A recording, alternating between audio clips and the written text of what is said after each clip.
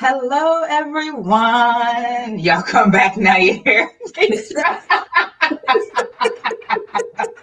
Quintessential Southern send-off. We love it. Hello, everyone. Thank you for joining us. We are so hyped to get into the discussion. But first, you're on my channel, Britt Riderly. I am that Britt Riderly. This is a book and author tube where I talk about the intersections of literature and culture. I do bookish content like book talks such as this. I do writerly content like writing blog, my monthly honest tea blogs, and original content like poetry. Click around, watch a couple videos, thumbs up or thumbs down, it's all engagement. Whatever you like, leave me a little hi in the comments. And if you click around, you like the vibe, you're like, oh, I could get with this chick, okay? You click that big red button and we can be internet friends. I'm gonna let my lovely co-host introduce herself. Hi, y'all. I am Deidre. Hang on, I think I got an echo. My channel, if you want to call that, is Shade Tree Reads. I haven't made a video in a while, but I mostly read Black fiction and nonfiction, but I have a little bit of other sprinkled in there. I don't have a specific genre that I love per se or that I read from. I just like to read anything for the most part. And so I'm very excited to be talking about Redemptor. We talked about Ray Bearer when it first came out. And so I'm excited. Hey, Shay. Yes. Salter and Bree coming through to show some love. They'll be back when they've read the book. We are going to do spoilers, but we'll put up this spoiler thing so you can and we'll let you know when we're back in spoiler-free land. And then Shay, hello. Thank you all for coming. Thanks for anyone watching on the replay. Make sure you smash that like button and ring that bell. Ring that bell. So you don't miss a single stream. Yeah. Hey! Ring-a-ling-a-ling. I was like, what? Is the beat dropping? Yeah. Yeah. Ring my, what's that? Ring that bell. Yeah. Ring me. Black people. Yes. Anything. Literally. Anything. I love it. Yes. Ring that notification bell so you don't miss a single thing. All right. I think we've held back enough. I think so. Let's get into it. Let's. And y'all feel free to chat along in the comments. We in it. Question number 1. What did you most anticipate about Redemptor? Listen, I cannot answer this question because I just didn't know what to expect. And I also didn't want to put any expectations on it, because once I do that and I didn't get that, I would have been, feeling some type of way. So I was like, let me just let Jordan do what is it she? Mm-hmm. What she does. Let me just let her do what she does. Because I ate up Ray Bear. So I didn't have anything. I was hoping for some stuff, but I just didn't want to, put that on her. Well, what were you hoping for? I was hoping for more information about the Council of 11. Besides the main 4, really, Dio, Kira, Sanjeet, and Tarsai. I wanted to know more about everybody else that were around them. And then I wanted to know if Dio was going to develop anymore, if he was going to get a little bit of a thicker skin. And Sanjeet, I loved him from the beginning. I remember that's where we sort of disagreed. For Ray Bear, like, you didn't trust him, and I was like, but he won't hurt her. I know this. But yeah. So yeah, I kind of wanted to know more about that, but And that didn't really happen. Not really. It didn't. It didn't. No, I mean we got more of them because they were here, and Yeah. we did get to see how important they were to Tar, but we didn't really get more from them just like in general, where it's like your favorite color is blue and you hate foo-foo, right? Like we didn't get that. Yeah. But listen, hey Erica, thank you for Hey, joining Erica. us. Listen, Shay loves being on someone else's team but mine.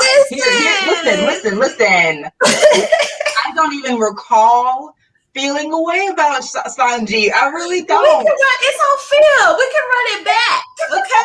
We can run it back. I don't know. Not the back. Listen, Yeah. I just don't remember. I don't recall having any Sanji slander in my soul. Yeah. You just didn't trust him. I don't think you disliked him. I don't think you disliked him, but you was like, until I forget exactly. Why is that my exact space? Yeah, I forget exactly what happened to like sway you. Forget what point in the book. I mean, that you came over to the other side, but yeah, at first. Can't recall. Maybe it was because at first I was like, Sanjit is loyal to Dio, which is fine, but you just need to know that. Yeah. He may like you or whatever, but you do have this, that was it. Because I was like, cool, I don't have an issue with him. I have an issue with your mission, but so will Sanji. So like you making googly eyes at him, and that's cute. Yeah. But let's not forget that he doesn't really know what you're doing here. So any love he has for you could quickly be lost when you try to attack the other person that he loves, which is Dio. Yeah. Which kind of happened. Now, it didn't go as badly as I thought it could have. But I think I was just like, let's just be careful, because I don't have a problem with the boy, but like this could be painful for you later on. Yeah, for sure. Yeah. I love Sanji. I really do now. I recall. I love him. We'll get to that in a second. First, I have to say, when you like Dio get thicker skin, I'm like, Dio has thicker skin than an elephant. Nothing phases him. Well, I mean, when I say thicker skin, I mean like when in regards to his direct counsel, like he is so much of I want them to love me, and the love of his counsel that I wasn't sure if he was going to be a little too soft to be a good ruler, if that makes sense. Yeah, no, I was like, yeah. So like, I don't. That's what I meant when I said what I said. Okay. So were you satisfied on that count? Yes. Okay. Yes. Yeah. I was like, wow, not Dio out here really being about that life. Like, what's the decision? We rolling with that? I'm rolling with you. Like, Dio was a whole ride or die. I said, what? Yeah, he surprised me. Yeah. Listen, he said, if you ride, I'm riding, we ride. Like, wow. I'm okay, Dio. I'm okay with this. I love this for you. It's a good look. Yeah. Because that's really the only thing. I don't know. See, to that point, I'm not sure that he would tell Tarsai no. For better or worse, for I don't know that he would. Well, so that's why I was kind of like hesitant to say yes. I was satisfied with where we landed with him, because for Tarsai, and she had good intentions and good, whatever. But I think Dio would follow her off the edge of the earth. I think it, for better or worse, Yeah. And he was trying to pull her back, but saying that he did not satisfy me. I think he still would, just because it's just so happens that Tarsai has good intentions, because yeah. I don't think he would go against her. I mean, he might try to convince her, but like at the end of the day, he's gonna be like, okay, what, I think if Tarsai didn't have the kingdom's best interest at heart, he would. He would be trying to convince her. I do. I think I think it'd be one of those things where like we're gonna go to war, but I'm gonna be sending an emissary to you every 6 months trying to avoid war. And then on the battlefield, I'm gonna give you another plea. And every time our swords cross, I'm gonna do it again. But like I don't think he would allow her to severely to hurt the kingdom. And I think that's part of what he loves about her is that she would never do that. Yeah. So like I think part of that I'll follow you over the edge of the earth is an implicit trust that if we're going over the edge of the edge of the earth, it's for a really good reason. So I think that trust is part of why he's like, I'm riding, you riding, like, and he won't tell her no, but she hasn't wanted anything that hasn't needed to happen, no matter how hard it is. Like the Redemptor treaty, that needed to be broken. So, and he tried to get her to like, you don't have to do this. So he does try to talk her out of it, but ultimately he's not going to stop her or get in her way. And I think she appreciates that in so much as like, you know, that was her childhood, being in Swana House and being locked in, kept away from windows, didn't have any friends. So like for that to be a relationship for her where she knows his goal is not to constrict her or mold her into his image or his designs, I think that is why their relationship is so tight, because it's like, I trust you and all I want you to do is succeed. Even if you're choosing a really hard road, I'm gonna walk that with you as far as I can, and the rest of the way, you know, you got my love. Yeah. We're not gonna spoil it for you. We're not gonna spoil it for you, Erica. He always gave me the vibes that he left his counsel over everyone, including the kingdom. Yeah. That's how I felt, yeah, for sure. I mean, but it worked out okay, you know. Right. It worked out just fine. Yeah. It worked out just fine. Yeah. What I anticipated most about Redemptor was seeing how Tarisai was gonna shake this power up, because there was an array bearer seeds of power critiques of her saying like, why does it have to be this way? What about a different way? Like, okay, so there was more than one ruler. Let's investigate that. Like, what does it mean for us to not be ruled by one person, which is essentially a dictator, and for that person to be a god? And like, how do we undermine that absolute power? So I was like, okay, so now that Tarisai is in that position, where are we going? So I was really, and then I think that started when she got the position of Tarisai Adajo, like Tarisai the Just, when she's put into the position of highmost judge and has to start really studying what it like justice versus order. I think that's where the power critique got more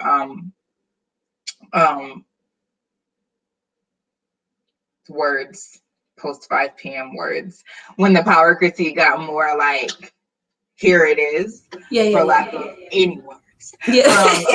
But more obvious. But I definitely near the end, when she stepped into being an empress and like found out that there were 2 masks and not one, like that's when I was like, yeah, we're doing something here. So I was really excited to see how Jordan was going to extend that into Redemptor, and I was super satisfied with how that happened. Very, very satisfied with the power critique at the end. Like, wow. At the end, I was really sat back and I was like, that is a very satisfying ending. Is there another one? And then it was like, this is the end of the duology. I was like, okay, cool. Because like that was a good punctuation. Like that was it. So that was the thing I was most interested in, was how the power critique was going to continue, and then how Tarisai was, no, that's what I was worried about. What I most anticipated was the power critique. Mm-hmm. Erica's cool with spoilers, cool, because I'm probably gonna forget to put it up at some point. But Deidre's gonna do her best to be on spoiler duty. We gonna try. We are. Question number 2: what were you most worried about? You first, because it's probably the same answer. I try not to put. So what I was most worried about was like, how's she gonna get these 12 realms to love her, who don't even know her, when she's been shaking up all this power? And also I was anticipating the power critique, but I was also worried about it, because I was like, we being an American, we are raised and reared by capitalism. And so it's sort of like, imagine something besides capitalism. It gets kind of difficult. Like, you're like, okay, so there's communism, there's socialism, but like, as soon as you start talking about those things, people give the eye like, Right. that's not feasible, or you eat and breathe off of capitalism. Why would you want to undo it? It's like, it is difficult to think of a power system outside of the one that you're existing in. To dream about it, to idealize it, cool. But to like think about it, to implement it, that's difficult. And so I was like, I wonder how Jordan is gonna pull this off, and what that's gonna look like, if it's gonna be like too idealistic to be functional, or if it's gonna be like a radical look at power and a reimagination of what that then would look like, in a way that isn't just like, it's fixed for as long as Tari Sai is alive, which would leave me a little bit like, nah, she's not gonna live forever. Like, she's always gonna be vulnerable to old age. So like, meh.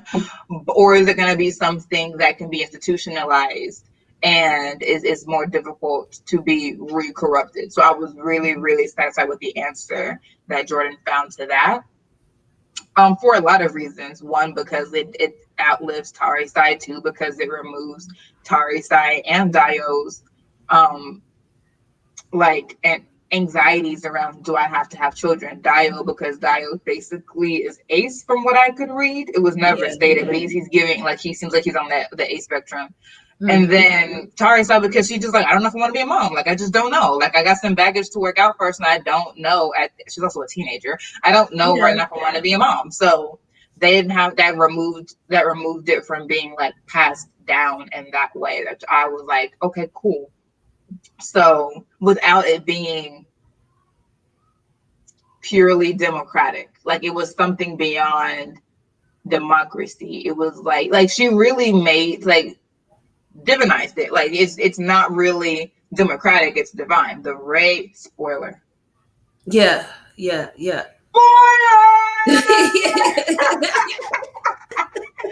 The Ray will choose who has the best intentions for Eritsar, and then it will anoint you with the Ray. And if at any point you become corrupted, it will move on to the next worthy person. I think I was like, that, I mean, that's not like, oh, vote for me, I have the best intentions, let me give you my plan and promises that I may or may not keep. It's your heart.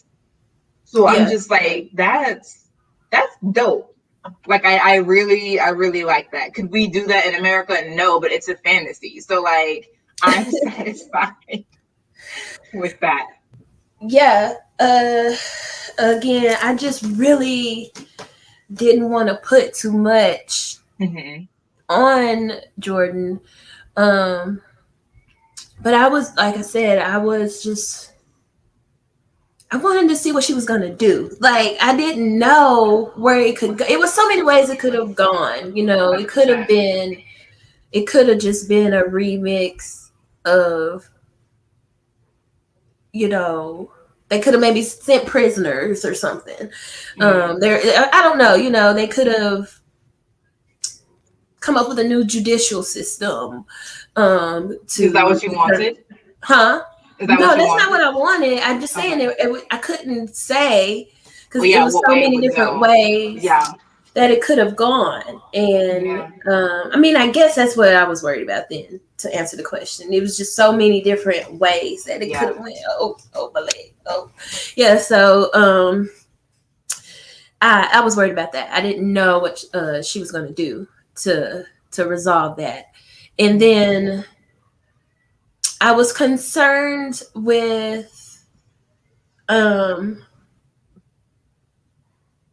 like big reveals, because of sort of the how big the reveals were in Raybearer. I hope everybody who is here has already read Raybearer, but put the spoiler up just in case.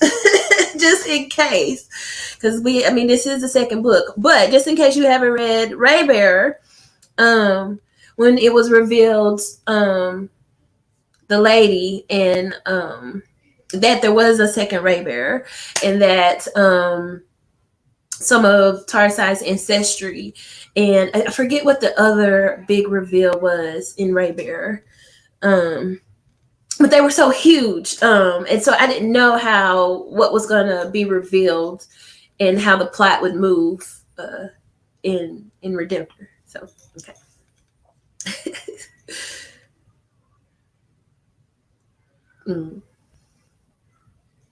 You're muted, I think. I'm on mute. Okay. I was like, yes, I hope that if you're here by now, you've read Raybearer, because if you're not, that's kind of on you at this point. We're controlling for Redemptor spoilers, not for Raybearer spoilers. I'm sorry.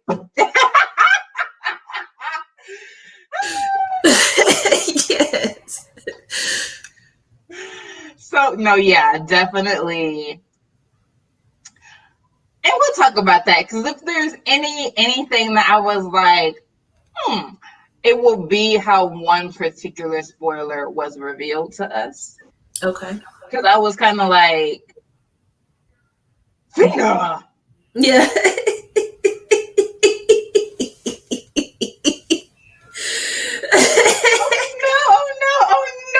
Oh gosh. Listen. Where? What?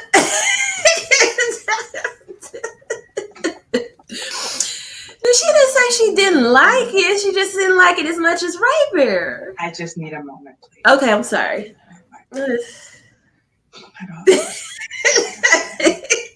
Why do I have to be attacked on my own platform? It doesn't seem right. I loved it. Oh.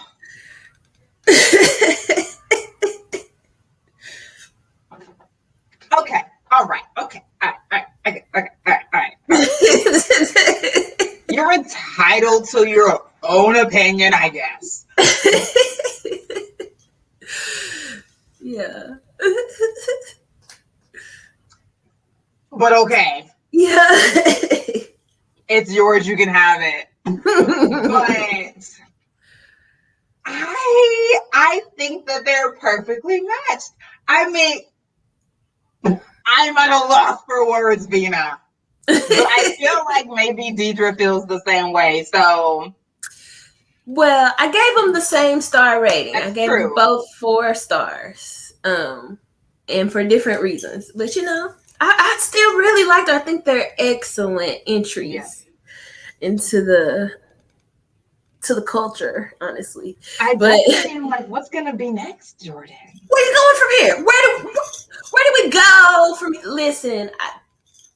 What are you most worried about? That's what I'm most worried about. Where do we go from here? Yeah.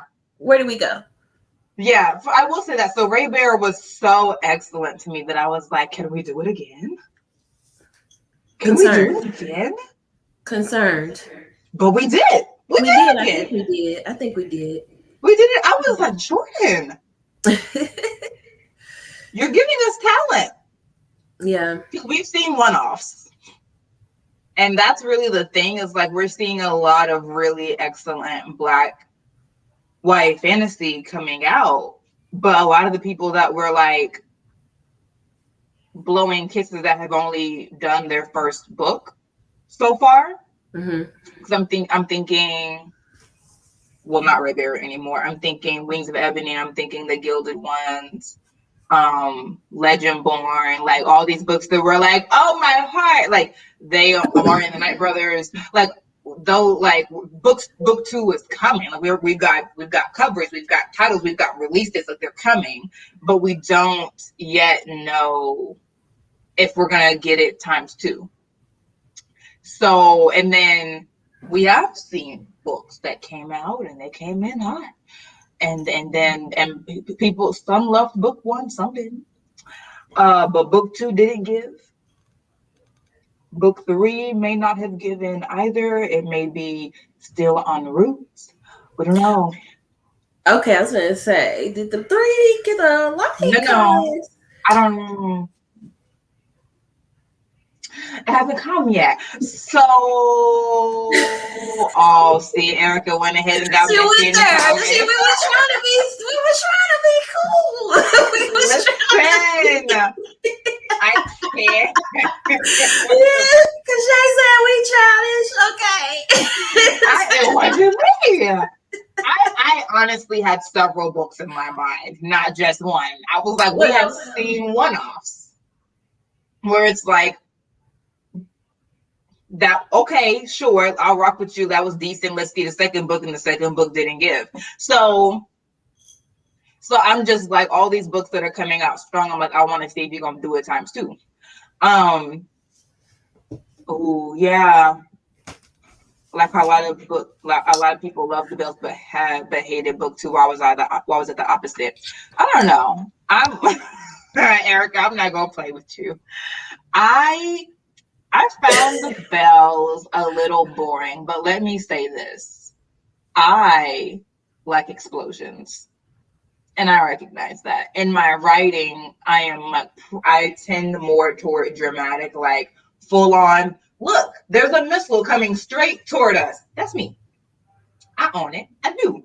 Now, I think that truly there are loud dramatic moments and softer dramatic moments, and you need those. So I think I'm probably gonna reread the Bells now that I have like come off the high of like boom boom like spectacle, and I'm like, okay, let me just take what you're giving me, because I don't think the Bells was awful. I was just bored at times, and I think part of my boredom with that was like, why is this protagonist taking so long to figure out what has been obvious to me as a reader for far too long? Why is it taking so long? I clocked, spoiler alert for the Bells, I clocked that there was something shifty with that hair thing too soon before I was like, what? Now, obviously, there's a certain privilege as a reader that we are not in it and the character is, and they're thinking about lots of different things. But even then, I was like, but I only am clocking it because of something that you said. Yeah. So that just slowed it all down for me. But yeah. So I haven't even read book two because I'm just like, I was just too bored in book one. So I would need to go back and read book one to even remember what exactly is going on and to see if it was truly a pacing thing or if I just have an appetite for spectacle, which if you know me, you know is probably the case. Nothing wrong with it. I didn't have much interest. The premise of the Bells wasn't really my cup of tea. I think from that class of books, I really latched on to it just left me. Good Luck Girls. Oh. And what else came out around that time? A Song of Wraith and Ruin? I bought it, but I put it down at like page 60. And then I read the first one, haven't read A Psalm of Storm and Silence. If it's out, right?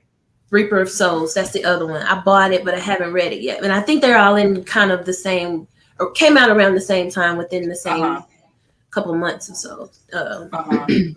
I started Kingdom of Souls and then fell out of it, but I wasn't finishing a lot. Did it start out slow? Kingdom of Souls, I mean, not super slow. Like, we met the old woman who was gonna like sort of be the catalyst pretty early, so it wasn't that. I just really feel like that's just not what I wanted to read at the time. I'm a mood reader. I just didn't feel like reading that at the time. So that's it. Yeah. Shay hated book two, but it's the middle, so I'm willing to read the third. Yeah, Shay has a lot of grace for second books of trilogies because they say it's the equivalent of being the saggy middle of a story. And so the second book in its entirety is the saggy middle. Which I think is just really unfortunate. That's unfortunate. Liked book two better than the series because that's where the action was. Okay. Yeah, the flowery stuff. I was like, okay, it's cool, like to see, I guess, but I didn't even like seeing it. Hi, Njiri, thanks for coming. For y'all that don't know, Njiri is doing a series of boss author interviews. I know we got to wrap up by 6. Oh, is another one coming? Yes, until the tonight? 10th. It's every day until the 10th. Oh, I Yeah. didn't know. Yeah, we got to wrap it We up have by to move 6 on. o'clock. We have to Yeah. move on. Yeah. Okay, Kingdom of Souls, yes, da da da. KOS is a bit of a struggle. Yeah, yeah. Yeah. I feel Large like, gaps. did she do a injury? Did you do a 7 calorie shell review of Kingdom of Souls? I feel like you did. Did you? Because I'll have to look at that. Feel like she did, but let us know. Yes, let us know, because if there is, I'm gonna have to get on that train. Yeah. But yes, and Jerry is doing author interviews. Yesterday was Eugene Bacon. The day before that was C.L. Clark. It's El Penelope tonight. Interviews have been giving exactly what they're supposed to be giving. So on that note, we're gonna have to shuffle on to the next question. Okay. Yeah, moving right along. Hydration reminder: grab you some H2O. All right. I There's don't have that. water, but I'll drink something. Drink you something non-alcoholic. First impressions of the book. First impressions. Oh my God. I forget where that first dun, dun, dun, moment happened, but With Satis, with the yes. first Abiku, Yes. It was like pretty it was soon as very I remember early. being like, damn already? Okay. Sure. It was very early. I feel like that was the end of chapter 1. I think it was, yeah. Because I could already in go chapter believe 3, she's like, I can't. That's not really a spoiler, I don't think, you guys. It happened it's very very soon early. into the book. Like, And we haven't even said what happened yet. yeah. But yeah, I was really like, Yeah. So that Abiku child, when the Abiku child kills Status, and yeah, she's that's trying to like free the first chapter, I think, him. is Yup. like it was very early, and I was like, damn, okay, we're getting it. Because I thought Yeah. either the prologue or the first chapter of Ray Bear was really good, and it popped off like Definitely. that. Mm-hmm. I mean, if anything, this popped off more. Yeah. This definitely popped off more. So like that was also my first impression, where I literally, so I have a Millennium Eclectic reading journal. Mm-hmm. Yes. Today. But yeah, so the first chapter is the Fuego I remember from Ray Bearer. Like never letting certainties lie, forcing a driven protagonist to contend with equally driven antagonists and uneasy / tenuous allies. Like really gave us that early, like, I am Tari Cum Leo and no one I love will ever die again. At the end, that is being killed. And at the end of the first chapter, that is being killed. And her being like, but I'm Tari Cum Leo and no one I love will ever die again. I was like, Jordan! That was rude! It was so rude. The disrespect was real, but you know what? That's how you start the second That's how book you in the start a book. duology. That's Oh, how you yeah. start. That's how you do that. I was Oh, here yeah. for it. She 100% let that girl get all the way hyped up and was like, ha! Okay, you're Tari Cum Leo. I'm about to go ahead and kill this girl now. Excuse me. Yeah. It was Yeah. very rude. It was very rude. Agreed. Okay. Favorite moment. We're moving right along. Favorite moment. Mm-hmm. I think there's the moment when Zuri sort of tricked Tarsai into dancing. I was like, "Aw!" And I have a second favorite moment with Sanjeet and his hollow. Because I think I messaged you. I was like, okay, Sanjeet, you better use it. You better use what Queen Earth gave you Get out of here. for a greater good. Okay, you better use it.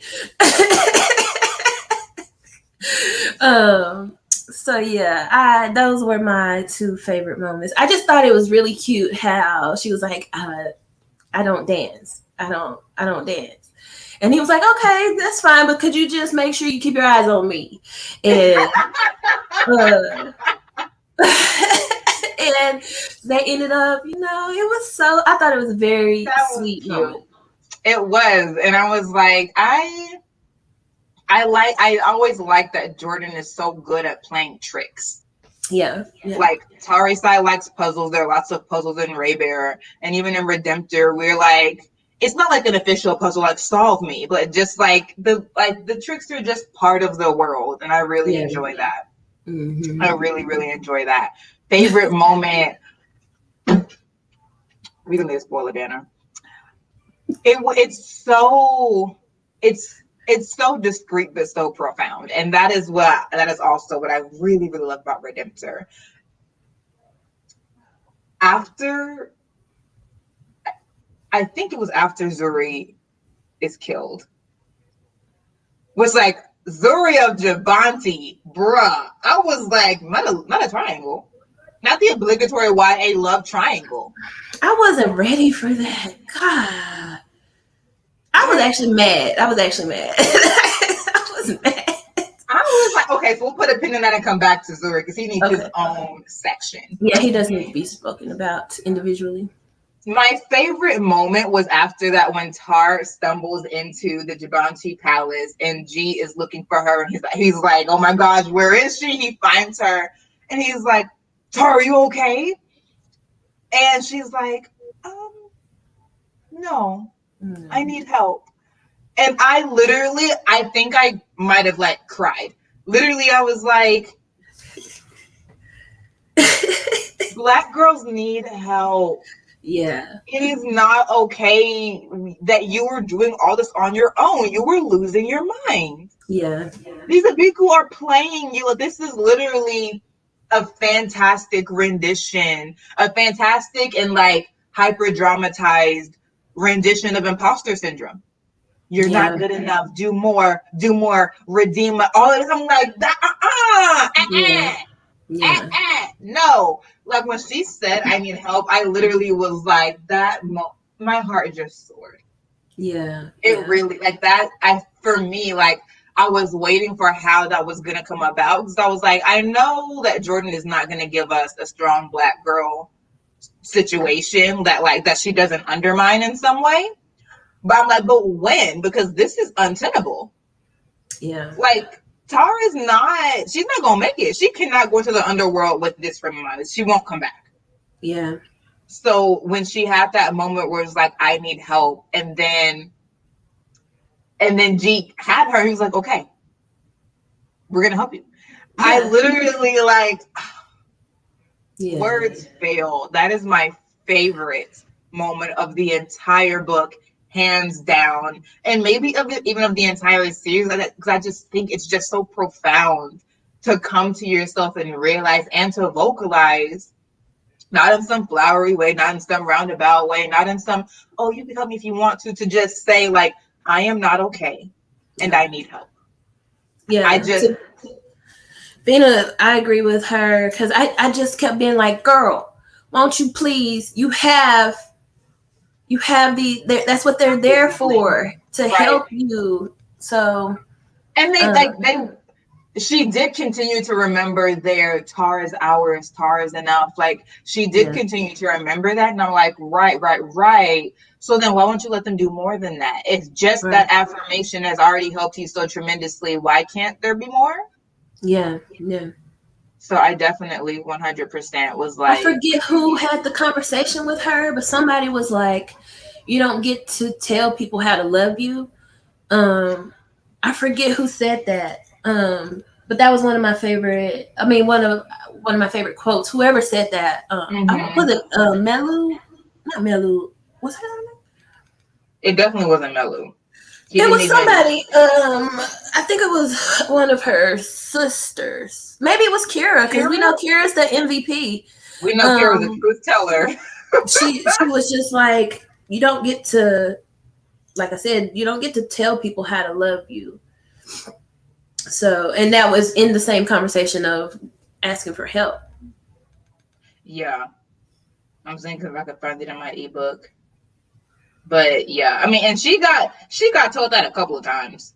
Yeah, she did. In several different ways. Like when her council siblings were gonna have to go to their own territories, and she was like, I don't want you to go. And they're like, we don't want you to go to the underworld. Right. But there you go. What? But you already told them you was gonna do that, so here we are. I guess we're gonna have to eat that. And you're gonna taste it. What was the plant called? I forgot. I kept trying to call it kudzu. I don't know. Don't judge me. But she was like, "Well, we don't want you to go there, but take this so that right. You put us here. This is your doing." Right. Which I did. I understood her. And that's what I appreciate, because there are other books where I'm like, you're keeping a secret just because you think that people can't handle it, and that's annoying and arrogant. Yeah. But for Tar, she was like, she kept remembering, not that they couldn't handle it, because they were off trying to find these Alakbata, so they were already sort of handling it in a way, but just like seeing the Abiku and the Abiku telling her things that were like both lies and the truth. So like, they don't want to do this. They don't want this, which is not untrue.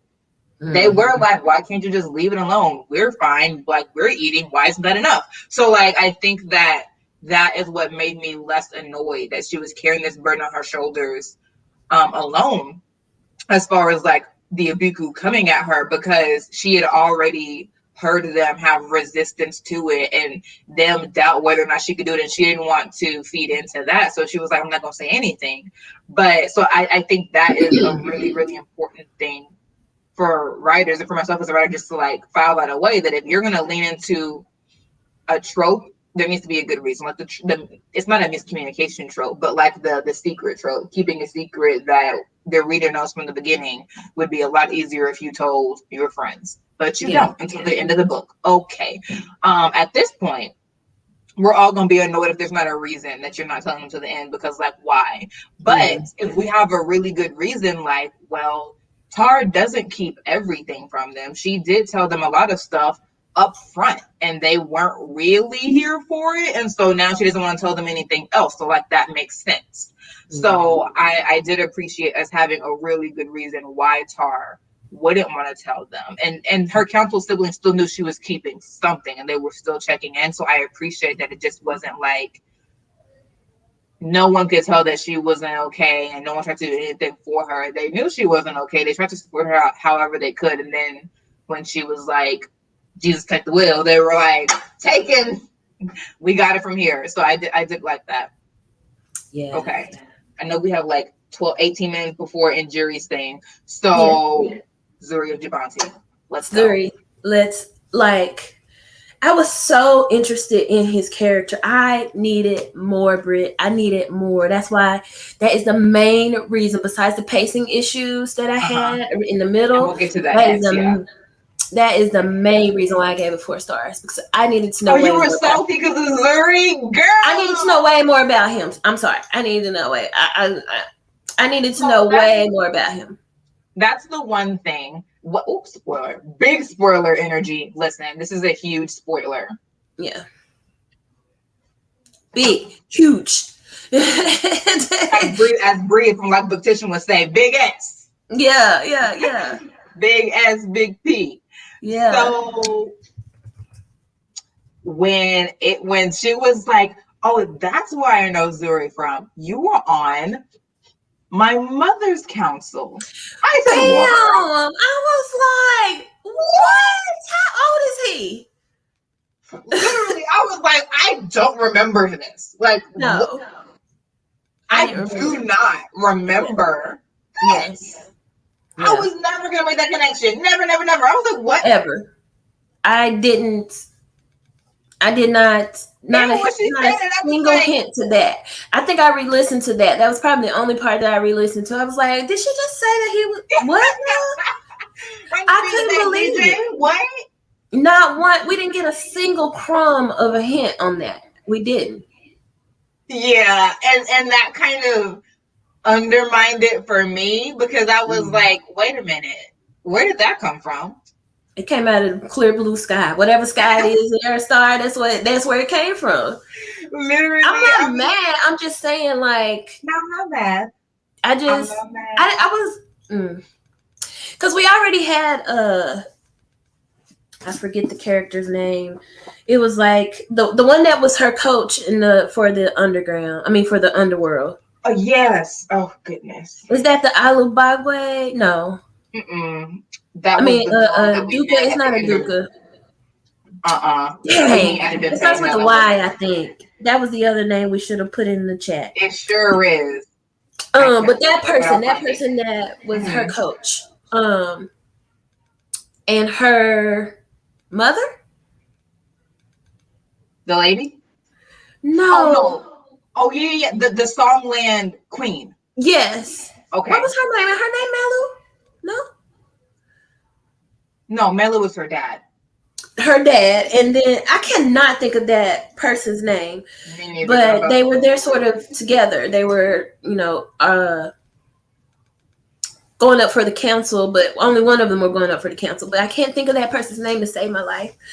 Um, but yeah, when they had some connections to the lady, and we knew that from Ray Bear. But it's so to have Zuri be to have that nugget dropped about Minja. Zuri was just like, what'd you say? Her name is Minja. Minja, yes. What about her? No, we knew that she had a connection to the lady and her father. And we knew that they had come through the underworld, and that's why all of that. Like, we knew some history from that. So if we were gonna get somebody, I guess what I'm saying, if we were gonna have somebody be connected to the lady in that way, I Oh would. yeah, yeah, yeah. Right. Well, Minja wasn't connected to the lady, but Wu Wen was. So That's what I'm. That's oh, who I was trying to think of. Yes. okay, okay, Yeah. So if we yeah. were gonna have somebody Right. I connected, was like 1, 2, 3, 4, 5. No, I don't remember no doggone Zuri among the numbers. not for real. We didn't know. Which is one of the dangers. I think that one thing from Jordan that I've heard her express, like in interviews or like in like IG lives and Twitter, whatever, is like that in YA the worlds be not so small, but like you have one person representing so much. You have one god of the kingdom, when we know that there are many religions that are polytheistic and many cultures that are polytheistic. And you might have one root, but you don't talk about like the council. So I think that she was like trying to create a fuller world that was Yeah. more realistic to like more representative of how like the real world is. But I think, which I think is nice, it's lush, like it gives us a lot of people, like it populates our mind in the book. But even then, not but full stop. The thing you have to be accountable for then though is like, or how am I gonna get these people to stick in my reader's mind? Like how am I gonna get them to remember that there are 11 arid realms and Songland, and that there are 11 people anointed for a council, and that Olubade had 11, and that the lady had, I don't know, not a full council. I don't know how many people she had on her council though, and like who were those people? And you've met these people, but not these people. Like then it gets hard. When the Yeah. numbers are not just like 11, 11, 11, and then she had 11 and he had 11. Like when it gets a little, when like the life slips in, where it's like, well, she didn't have that because of this reason. It's like, okay, I understand the reason, but remembering the math of it, the inventory gets a little muddled in readers' minds, and so that makes it difficult for then something like this out of like boom, Zuri true identity reveal, then it becomes difficult to have the impact, because it's like, what? Yeah. Yeah. So I think that's the only thing where I was like, that didn't slap the way she probably meant to slap for me, just because I had no idea who Tarsa I Yeah. was talking about. I was like, there's no point of me even me even rewinding it, because I heard what you said. Yeah. Yeah. So I just don't recall. Yeah. I don't. Yeah, I didn't. It kind of made me mad. So just because it came out of nowhere, and I just Yeah. didn't think it needed. It didn't, like you said. I don't think it had the impact that it was supposed to, Yeah. and it didn't really add anything except for shock. I guess it was just clickbait in a book form. I don't know. I mean, not even clickbait, because it came right before his death. Yeah, yeah, yeah. Yeah. So it was like that should have been like a. Now it did still have a boom because I was like, you're connected to the lady, Yeah. and you just see Tara as another lady, Zuri. But I wasn't surprised at that. Like I was surprised at his connection to the lady. But he had said some ideological stuff before, like you don't need to make people fall in love with you. They just need to love the ideal that you stand for, which Yeah. another riddle, right? So like Mm-hmm. like Shay had said in the comments, I was wondering how she was gonna make those 12 rulers fall in love with her. They didn't really Yeah. fall in love with her. They fell in love with the cause that she stood for, and they just got to know her that she wasn't a monster, and that was all that was really required. So Yeah. once again, things that have been taught in the history that are not precisely true, but that I think I appreciated Zuri. Also, I did a TikTok about it. Zuri giving me heavy, not no ideas, just vibes, but there was Zuri. How you gonna be like, I'm gonna pour some cow blood on the merchants as a protest against the rich, and oh yeah, if some of it gets in the products for the poor and ruins it, my bad. Yeah. Sorry. Come on. Come on. Come on. The way Yeah. Tarzan was just like, that doesn't really hit the way you want it to hit if X and X are true, which they are. And he was like, oh yeah, X, X, and X. Like that to me, I was like, Zuri. But that was just his character. But I was like, this is. I can just imagine Tari's face as he's like, oh yeah, there are some plot holes in this, huh? The way he died too, it didn't. It was Unnecessary. why? Why? Why? That I did didn't not get have that to happen. whole. I mean, it was very impactful again, but like not that whole scene from the beginning to the end of that whole scene was very like damn, but also it didn't need to happen. That didn't need to happen like that. You Yeah, wanted him to die. It was yeah, time. If we're using the Save the Cat beat sheet, it was time for her mentor to die. That was the All Is Lost beat. Like, it was time for the mentor who had sort of ushered her through Act Two to die. And so he did. But that did not, he could have been just as impactful living. mm-hmm. He really could have. She would have taken she could have taken some of the same lessons. Now, would she have been like, Zuri died for an ideal? Do I want to do that? No. So I do understand from a writer's perspective why she killed him, because Tarisa was heading down that same road as Zuri, where it Yeah, was like everything for an ideal and you're not thinking about life beyond the ideal. She forgot that thing that she says earlier in the book, which is, do not ask how many people will you save, but to what worlds will you save them? Like yeah, that gets told to her at the end of Raybearer, and she mm-hmm. reiterated it to Thaddeus in chapter 1. But Mm-hmm. to what worlds will you save yourself? Like, Hello. do you have a life after this ideal, or are you going to be consumed by it? So I do think that although practically, right, I was like, Zuri, you can abracadabra yourself out of here right now. Yeah, Like, you can, but he didn't. I think that part of what Jordan was showing us is like, we know very well that he could have saved himself. He chose not to, because the entire time Zuri was a little bit suicidal. yeah, he was. He Like, was. this was always the plan. Yeah, he wanted to be a martyr. He Right. didn't see a way after achieving his goal. Like he didn't see. I don't know. I'm not gonna. No, I'm not gonna say that. I was gonna say he didn't see that he was gonna achieve what he was fighting for. I wanted to say, but I don't think Mm-hmm. that's true. I think it was more Yeah. like he felt like he needed to die to make his Yeah. point, and he Yeah. didn't necessarily need to die. No, he didn't. He didn't.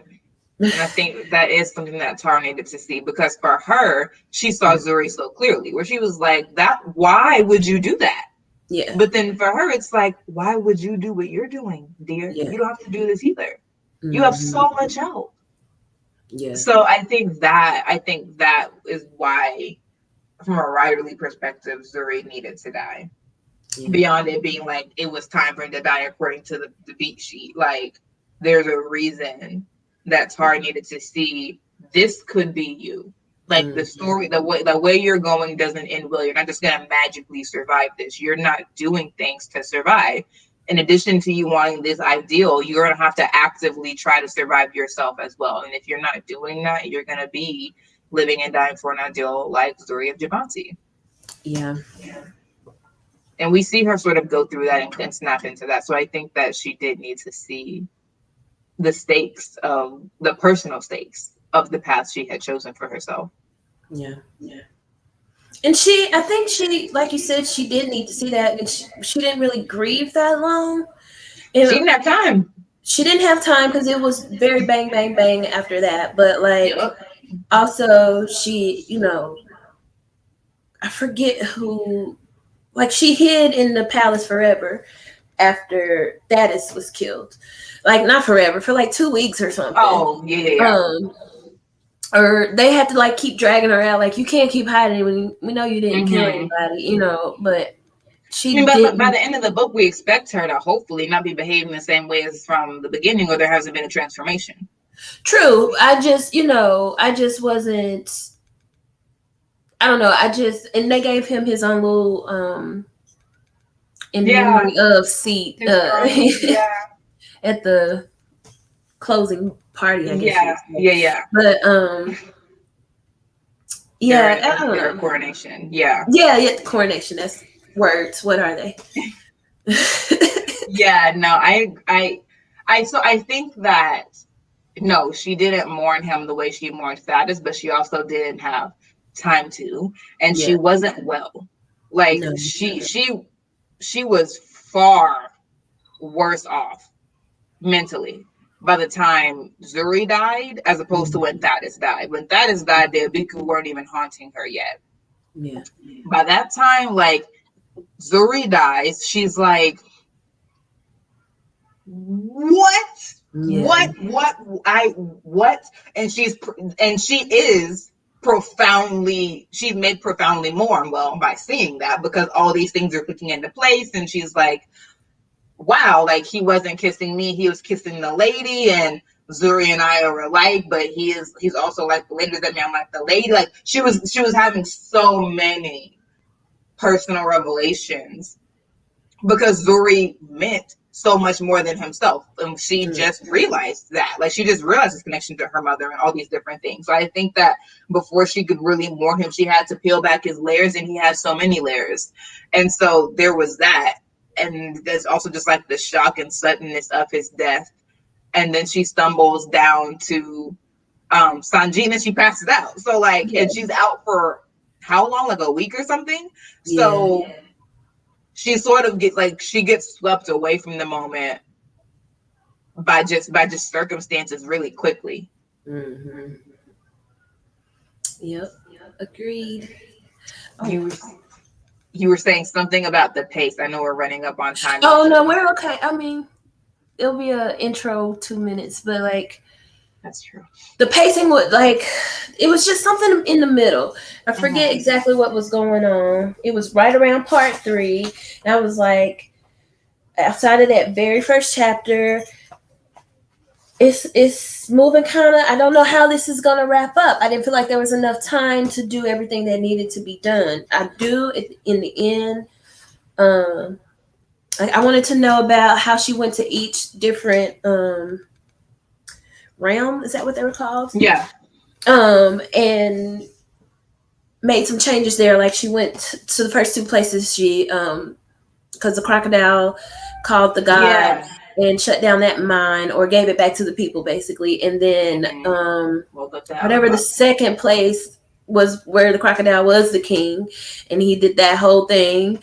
And yeah, so I wanted to see how she would go to each individual realm, and I was thinking that we were going to get that. And so at the part 3, I was like, how are we going to go to all these? How are we still going to do that? I think I wanted to have seen that so we know how she was a redemptor in every place. You know, she wanted to save the children. So in future generations, so I wanted to know how that would translate in each different realm and how her council siblings helped her achieve that before going to the underworld. And I thought that her decision to go into the underworld before her 2 years was up was a little rushed. I don't know. I just didn't feel like, I felt like we had more work to do. It was only 300 pages, so I felt like we had space. And I guess it's because it's a YA, you have to kind of sort of keep it to a. No, that can't be true. There are a lot of YAs.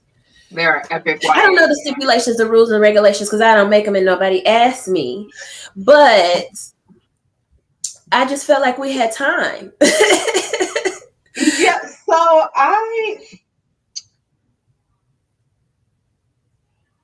I did not want to do that. Because 11, I'm not gonna remember all those people and places. No. But what we did in Raybear, we got to know a little bit about each realm through the council siblings and their wear or outfits and their adornments in their hair and all of that. So I thought to bring it full circle, we could do that. But you know, I'm not Jordan. She didn't ask me what would I like to see. I just thought, no, I don't. Brandy, I don't think there should be another one. I think it's complete. Yeah. But I would just have liked to. I wouldn't mind a novella about the different realms or about some background, but as far as a full other book, I don't think we need that. And I think it would be dope if we had spinoffs, like a spinoff series of Raybearer within this time frame of like, okay, cool, like after Redemptor, like. Here's some short stories, right? That like this is happening in Jumanji, like this is how the revolution is going. We get a Wu-Lin and Kira love story, like things that are not politicized, where we're just like this is just get to know you about these different realms. I think that would be cute and appreciated. But I also was like, are we gonna have to watch every one of these 11 people fall in love with her individually? Yeah. And we didn't, and I'm okay with that. Yeah, me too. Like we sort of got like a paragraph on how each one fell in love. And I was like, that's cool. Yeah. That's cool. Because this book was a tall order. It was huge. But see, we only got 323 pages, and I feel like we could have got at least 100 more. I mean, personally, we could have stood that. Insane. You don't think so? You always want more. I do. It's you true. Always want more, and I'm always satisfied. Like, that was okay. But see, that's why you're the writer, Lee, and I am just the reader. Because like I know it was a tall motherfucking order. Excuse my language, but I know it was. Like, she probably worked like blood, sweat, and tears to get what we got, and I know that it's just. I'm sure there's a longer version of Redemptor on her computer. I hope that she didn't edit away the things that I wanted. That's all I'm saying. Her editor may have been like, pages, that's a short book at the end of the day. To me, it's short. I mean, that's why I do want to start buying fantasy physical copies because I listen to them on audio so much that I'm just like, okay, that was 12 hours. Okay, that was 11 hours. Okay, that was 9 hours. So it's difficult for me to see how that translates to a page number. Okay. But when you said it was 3, I was like, really? That's it? Because it seemed longer in the ebook version, which is what I read, the arc. Yeah, I mean, it's about the same print size as Raybear. Oh, that's a nice. I didn't read Raybear physical either. Oh, okay. I hybrid read it, so that's kind of why some of the details are a little fuzzy. If I physically read it, I retain it. But if I'm mostly audiobook, same, Vina. That's why I'm like, oh, it was only 300 because it felt a little long in the middle because we didn't even get to maybe it was a saggy middle.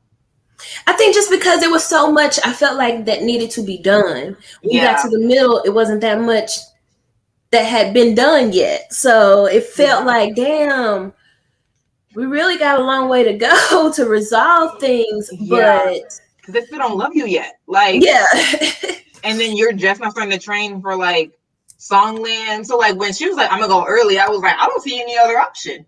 Yeah. With where we are in the book, you're gonna have to go tomorrow. You got to at this point, yeah. I Because don't she was see gonna any go other crazy. option. Yeah, um it Mm. it just, I don't know. But yeah, I really enjoyed it, and if I had to do it all over again, I would definitely do it, knowing what I know. You know, it's like with 100%. Raven. Like, I have no regrets with this particular series. No, I think it's one that I will be able to confidently recommend to everyone and anyone for the rest of ever, honestly. Like, I just think it is really well done. There's a bit of a saggy middle in Yeah, Redemptor. I think it feels saggy because it's so numerous. There are yeah, so many people for us to get through. yeah, And while she's trying to, like, it's just like, it's monotonous. It's day after day after day after day after day. Like, we're just getting the grind that she's getting. But so we're just like, what? yeah, I'm yeah. sorry, what just happened is like, other than the occasional Abiku fright, like, what's going on? So Mm-hmm. I think that is happening. I think it maybe to some extent, as a writer, Jordan wanted maybe to like bring us along for that. Like, this is how Tara is feeling. Like, it's day after day after day, and like, you got 11 people to make love you. You get 4 people, and 4 feels like a lot until you're like, oh wait, I have 7 more to go. Yeesh. Right. So like, I think it is daunting, and so the book definitely gave us that like dragging. Like, we gonna have to get 5 Yeah. more. Here we go. Like, it is a Mm-hmm. lot. And she had to tell it to him twice because she was telling them all lies. They Yeah. had to tell the truth. Yeah. So that does That's true. double the work. So I think that that's part of what it was. But definitely overall, I love Ray Bear. I love how it deals with Black girl labor.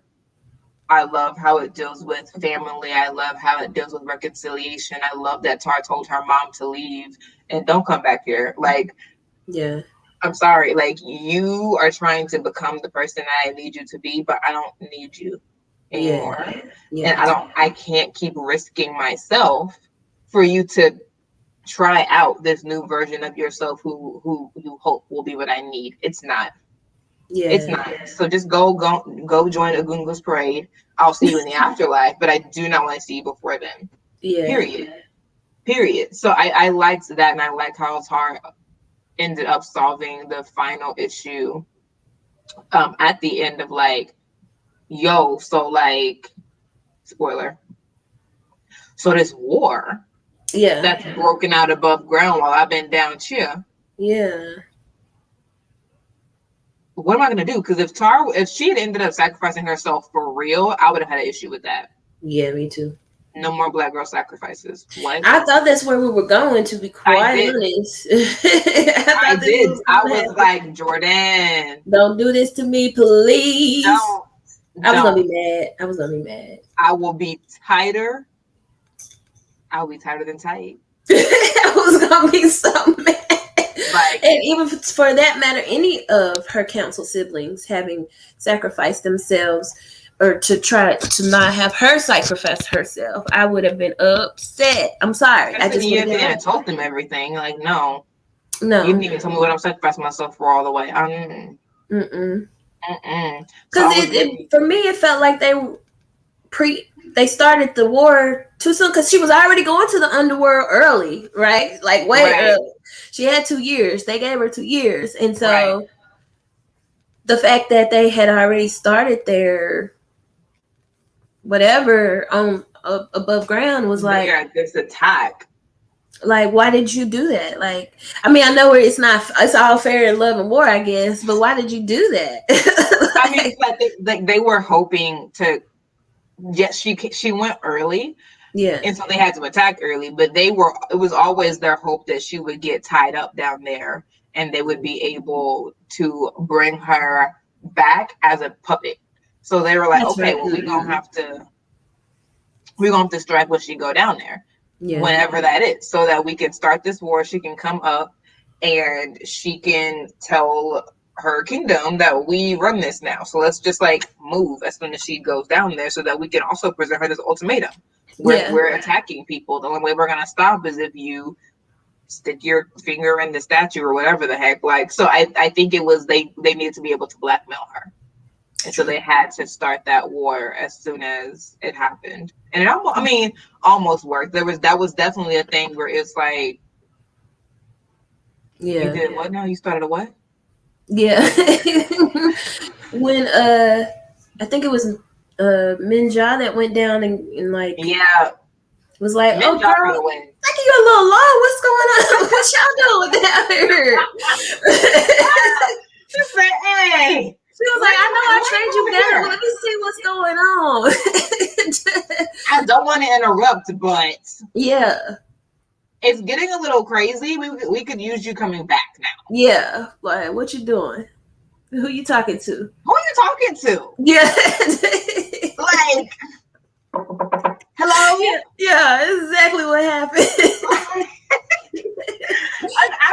I enjoy that about Jordan's writing. Yeah. And I said this in Raybearer, and I saw it more in Raybearer than in Redemptor, but it's the same thing. She will make the thing that you feared happen way before the end of the book. So it's like, so then what's next? Yeah, right? Because like, how is the council gonna fall in love with her? And then she handles that. Yeah, and not quickly, but like she that is. We start talking about that in chapter 2. Yeah. So like we do she doesn't leave things to be like loom large necessarily, and we're not doing anything else but like preparing for that, because she didn't even start preparing to go to the underworld until like part 2, 3. Like it was way later. Yeah. It was way late. It was after the council already loved her. So I do love that Jordan is like, I'm gonna give you these insurmountable things one after the other, and I'll just keep moving that up until I bring you to the thing that you are like, I could never have even thought about this, but you will. Yeah. And so I like how she brings us up there, and I think it was more noticeable and mind-blowing to me in Raybearer, but she does do it in Redemptor, because we still get this thing of Tar doing this really innovative thing to return the memories to these children. Yeah. Like, I don't know that she would have thought about that at the beginning of the book. She definitely wouldn't have, because she didn't have a relationship with Minja. Like, her relationship with Minja, her knowledge of Minja is what saved everyone. Mm-hmm. If she hadn't known about that Phoenix, if she hadn't known like the affinities and like all these different, if she had not trusted Minja, she would not have been able to pull off that final save. And so in the end, I think we're like, okay, so we had to linger with the people, because the people are what's going to save the day. It's not going to be just one chosen one trope. It's going to be this one person going in, but people following after as well. And like, we hand off the baton. I have done this. You're going to have to do that. So like, I did like that. I was like, oh, because I was like, we were there. Deidre. Yeah. We were there with her memories being sucked out of her body. I was like, I forgot about that until they mentioned it. I think it was Senji that was like, you mean you didn't say that a while ago? You got your memories back, like you like, it's okay. Like, we're gonna help you. Like, you're not in this alone, right? And you're not okay, and that's okay.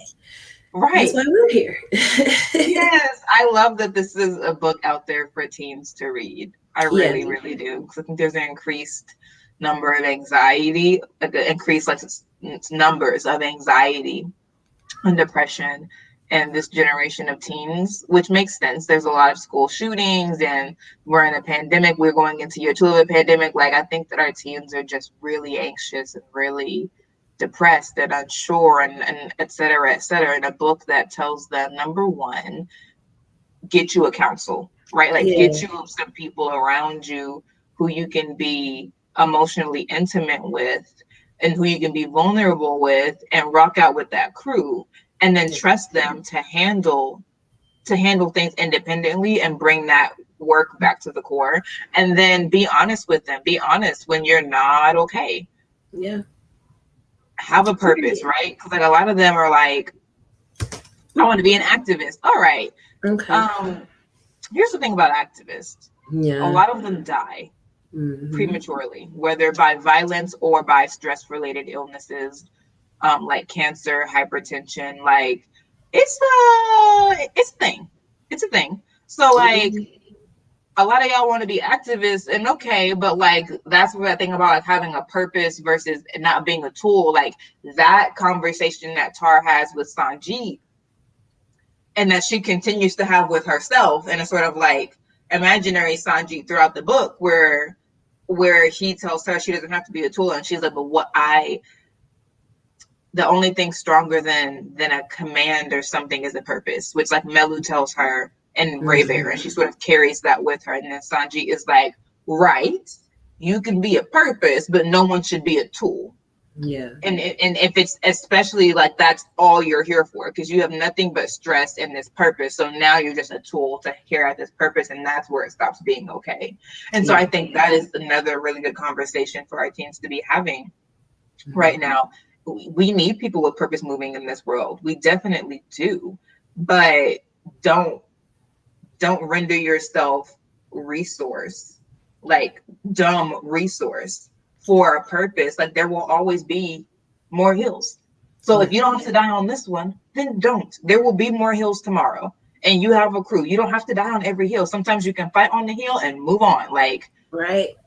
It doesn't always have to be to the death. So I really appreciate those conversations that Ray Bear opened up, and and that one about asking for help and taking some time to rejuvenate in the bath, like in the holy water, just like So I really loved those conversations that Ray Bear opened up. Any that you want to talk about before we close? No, I think we covered everything, because I talked about the pacing. We talked about Zuri. We gave him his moment. Mbali, one real quick. How did you feel about her? What did you think? Do you think that she deserved more or better? Or how do you feel about her and what ended up?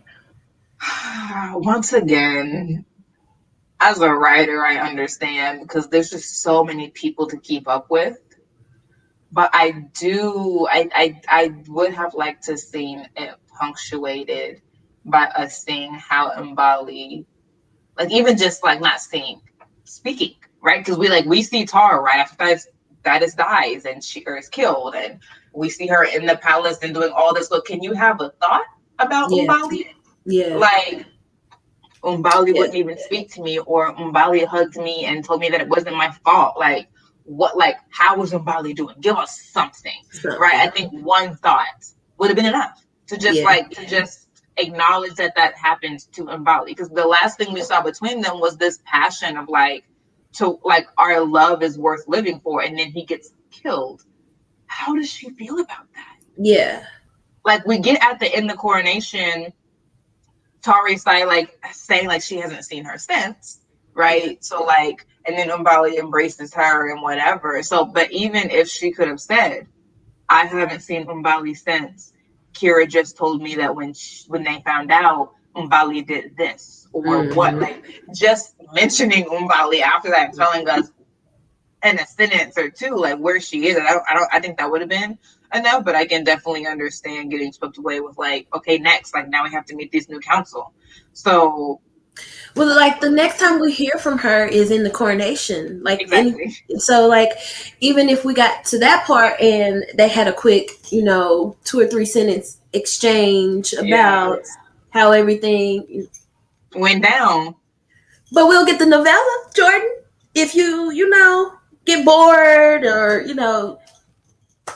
it's just we would like to know how Mbali, what she felt during that. We will eat it up. We will eat it. 8 pages, 800 words. Just give us let us know what had happened in her head. An interlude novella.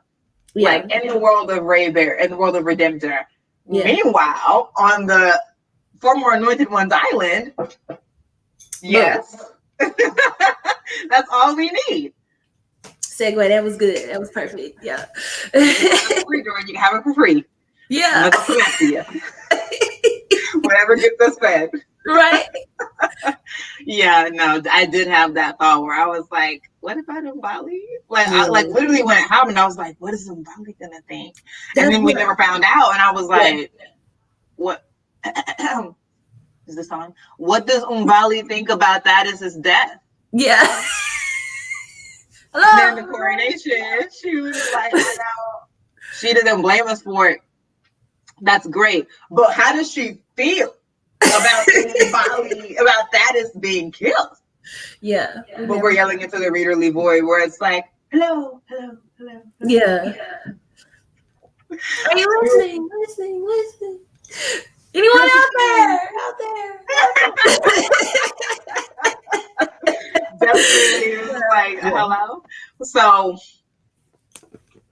Yeah. that was a thing for sure. Yeah, Umbali deserved a little bit more, just a mention of her grieving. Yeah.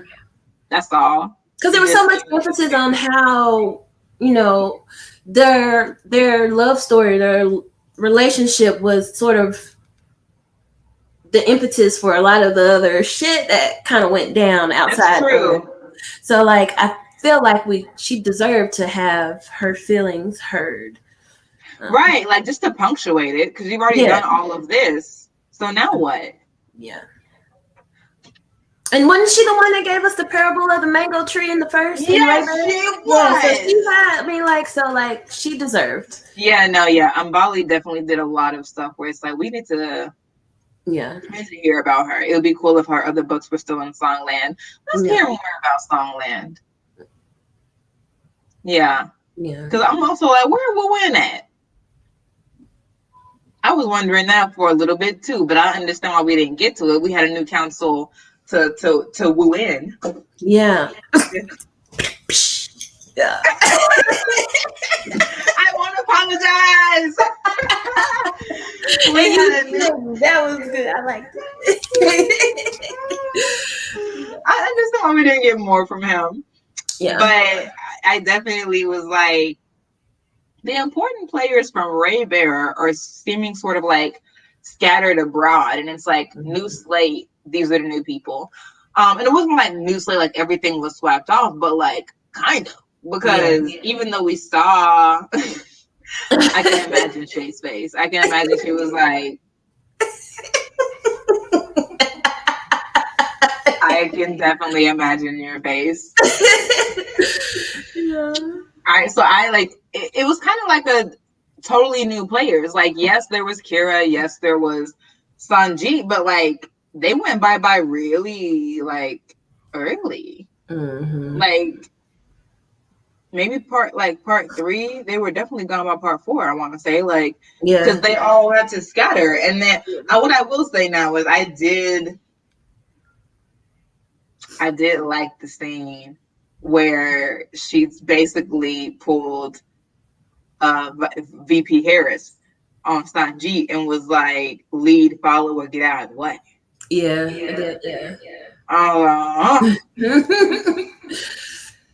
What?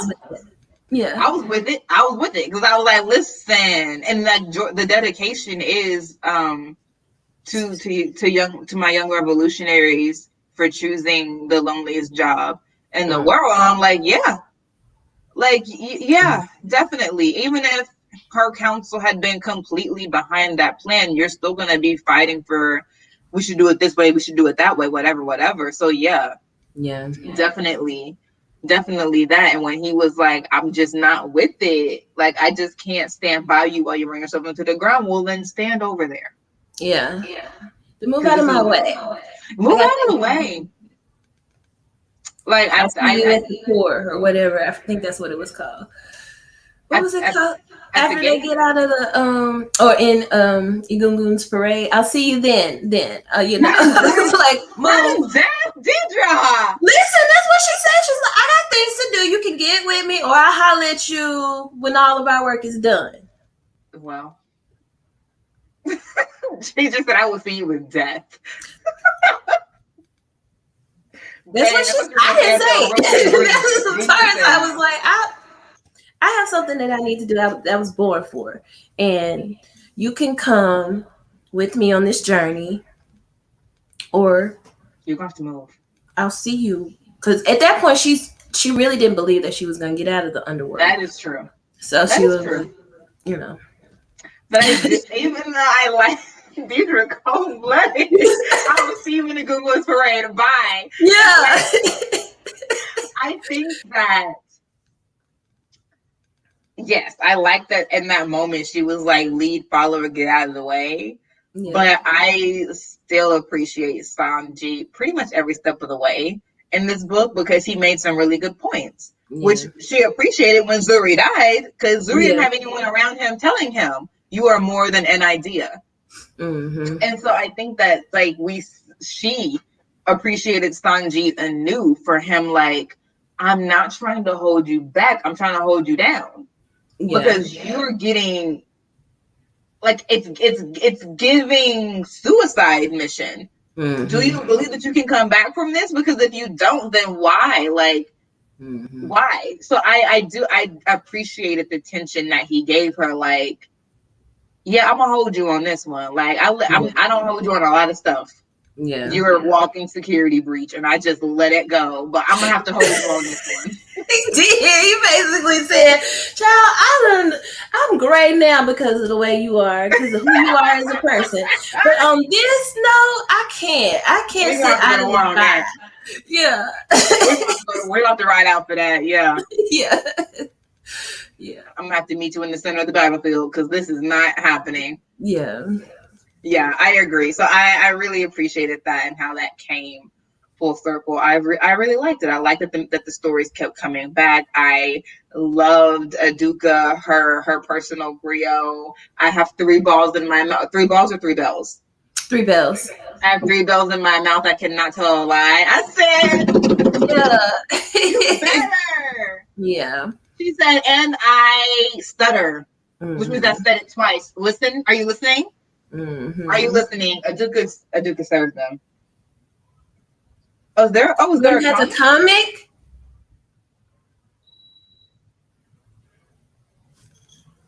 The pause that was just there is like, wait, what?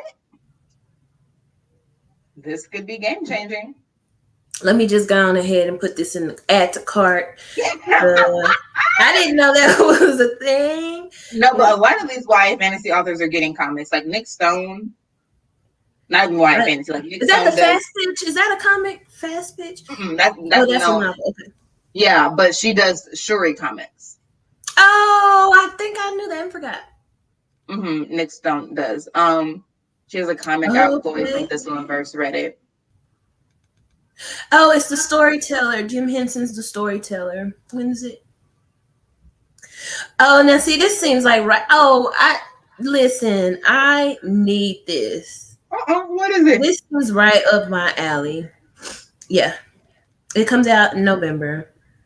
Boom. What am I? Black Sands? It's called The Storyteller Tricksters. That seems like it's right up her alley. Yeah, the artwork on the front just seems like, I don't know. Everything we want. Everything we need. Yeah. This is giving me Anansi vibes for sure. I'm seeing multiple eyeballs. Yeah. Wow. Oh, and they're digital comics. That's fun. Oh, yeah. This is definitely giving me Anansi vibes. Yes. Okay. This seems like it's in her sweet spot. Yeah. Just off the 4 pages they give you a preview of, I feel like we need it in our collective lives. So absolutely. Okay. So all right. Jordan's like, okay, I'm done with the duology, but I'm gonna give y'all this little taste. So I appreciate that. Yeah. I'll take my little taste. I'm here for it, please and thank you. Right. Like I would like some more, please. What is that? Oliver Twist.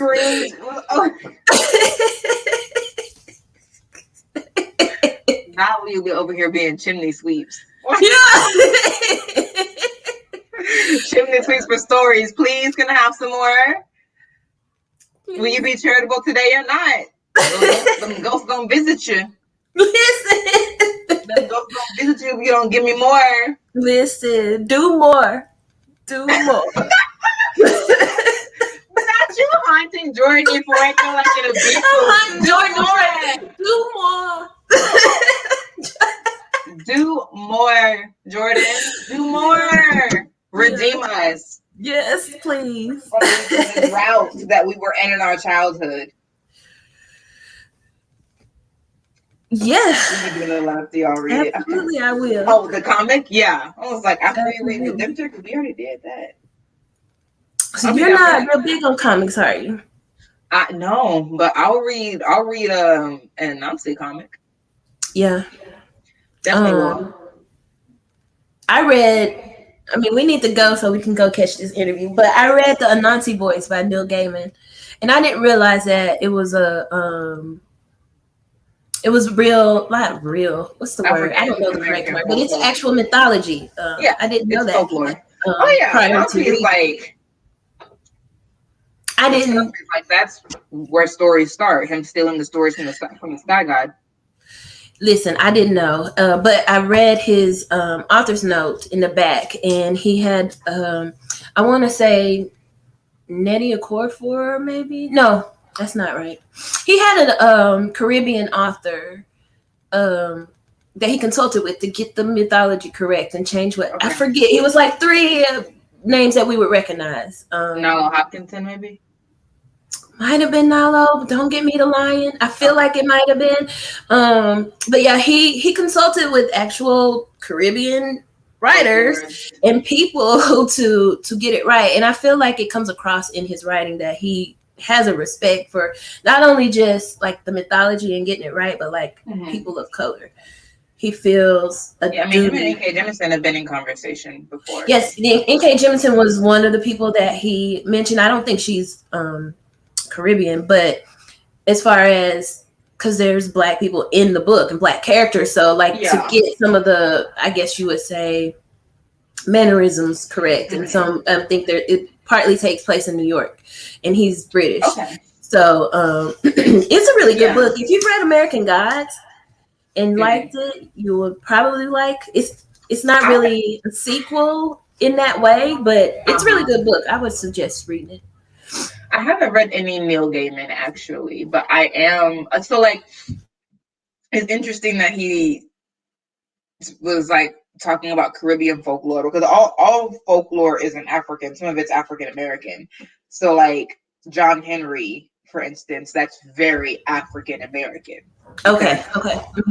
He was that's like at the like coming into industrialization, kind of when John Henry is racing the machine to pound the nails for the railroad track races. Like that's very African American, and I believe John Henry was a former slave, or it was like right after slavery.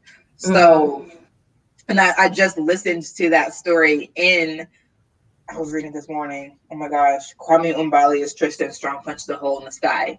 Oh, and so that's have you read that? No, but I own it. I just need to read it. So good, Deidre. Good to know. I need to read that and Pet by Kwesi Emezi. Both of those. That's heavier, so I'm gonna have to say that till next year, honestly, because this year is not the year. I'm gonna be in there reading stuff off of that. I already know it. Yeah. So I'm gonna have to. And it's the fluffier stuff. And like Tristan Strong is not fluffy, but I am loving the African American folklore, because I think that there's like, and I've said this in my early conversations with Shay, like there's a lot of like African inspired things in circulation right now. And I'm like, get it, right? Like that's amazing. Can we also lift up African American things? Can we also lift up African American folklore, African American Black boys and girls having magic as well? Like, can we? Because like that's a totally different. Like that's different. It's not the same. Like there are different folklores, there are different traditions that we can say are diasporic, because North America is part of the diaspora. Like slaves did come here, obviously. It's like it's part of the diaspora, but like it doesn't get in fantasy as much as I would like to see. We're getting more like, I don't know if I would call Songs of Wraith and Ruin like a Black American fantasy. I can't really tell what that.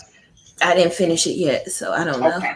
But, so there's that. But like maybe Root Magic has a little bit of Root Magic by doggone. Is it Royce? Last name might be Roy. I don't remember who wrote Root Magic. Mm-hmm. But it has some Gullah and Gullah Geechee. Eden Royce.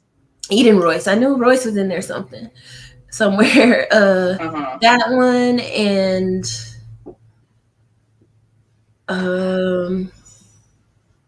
I forget where. Bayou Magic by Jessica Parker Rhodes, I think is her name. That's set in New Orleans or in Louisiana. So there's a couple, and Bayou Magic is kind of old, but Root Magic just came out earlier this year, I believe. I mean, I'm down for older stuff. I don't want to get into only reading newer stuff. So I don't want to be like, oh, this is the first. It's like proclamations of the first are precarious anyway, because you're always going to be missing someone. But like, I definitely want to. If there are others out there that I've just been missing, I definitely want to pull those. I know Daughters of Jubilation is African American, like it's Black in the South, like I know that. But yeah, A Song of Wraith and Rooms is African inspired. I thought so. I was like, I don't feel like that's like American Blackness. So The Rock is gonna play John Henry, or he's producing the movie? Because I have feelings. Because if he's producing the movie, okay, but if he's gonna play John Henry, let us not. Right. I'm like, I don't want that. I don't either. I mean, I would love a movie. There's another, I feel like he is, let me just Google before I open my mouth. Okay. I believe he's American. Yeah, I mean, he has the right build for John Henry, but he's not a Black man, so let's not do it. Yeah. But if he's producing it, that's fine. Oh, snap. He was set to produce and play. Yeah, don't do it. No, we don't need that. But, okay, so in other things that I would like to see made into movies, it's not mythology, but Robert Smalls was like the first naval captain, Black naval captain. He was born into slavery and he freed himself, and he was a captain during the Civil War. And I would love to see a movie made about him, because I just learned about him maybe like a year ago. Yeah, born in 1839, died in 1915. So, and the Conductors, I just thought about that. Say again. The Conductors is another. Sorry, yeah, The Conductors. Another one that I own and haven't read yet. So I read the first beginning of it. I'm like, okay. I was just not in the place right now to read something heavier like that. That's also why I'm having trouble getting through Daughters of Jubilation. Still, me and Brie are on the struggle bus together with that. Yeah, so I'm just like, yeah. So more Black urban fantasy. So Shay and Gina, yeah. Urban fantasy, because like I think The Conductors and Daughters of Jubilation so important. Heavy. Yeah. Heavy. So I'm just like, Magic. And I've someone just said it on Twitter. Like, they're like, is there such a thing as like soft Black fantasy? Like, can I get something that is light and not about race, but the people are Black, and I can read the book and also leave my house sometime in the next week? Because like, I think they were saying like, if we always only have Black fantasy that's about the struggles of Blackness, that's hard. The Sorcerer of the Wild Deeps, I could recommend. It's fairly short. It's by Kai Ashanti Wilson. I think the second book is called A Taste of Honey, and Chloe says you don't have to read those in any particular order, but I did start A Taste of Honey and felt like I was a little bit lost. That was just me though. Okay. The artwork is done by the same person who did the artwork of The Unbroken. I just found that out watching Injury's interview yesterday. So I can recommend The Sorcerer of the Wild Deeps. I can recommend that one. I haven't read A Taste of Honey to completion yet. And only thing that I will say that just kind of tinge a little bit irks my soul is if you're writing a fantasy and your characters are gay, I don't understand why you can't just write that it's okay to be gay in said fantasy books. Like, if you're building the world anyway, why not build it to be accepting of that? And make that the rule and not the exception. Like, not just a couple people are okay with this relationship, but by and large society looks down upon it. Why don't you make the society is perfectly fine with that? I just would like to read a fantasy like that, where it's not a big deal that there's homophobia in The Sorcerer of the Wild Geese, but it's not like violence. They just it's a thing in the book, I guess I could say. And I just wish that it wasn't, because you're building this world anyway. It's already a made up world. Like, why not? Just write that into society. I don't get it, but yeah, I mean, that's a question for the author. Yeah, and I wanted to ask C.L. Clark, I think, that last night, but I came in so late, I was afraid that maybe somebody had already asked it. So, anyways, but in that, I can definitely recommend that. It's very good. If anybody in the chat hasn't read that, I would recommend it. And watch Chloe's review of The Sorcerer of the Wild Deep. Yeah, of the series. I think she did the Taste of Honey first, actually. Okay. Yeah, I agree, Vina. I'm also, I think, when did this start happening? So you know how they call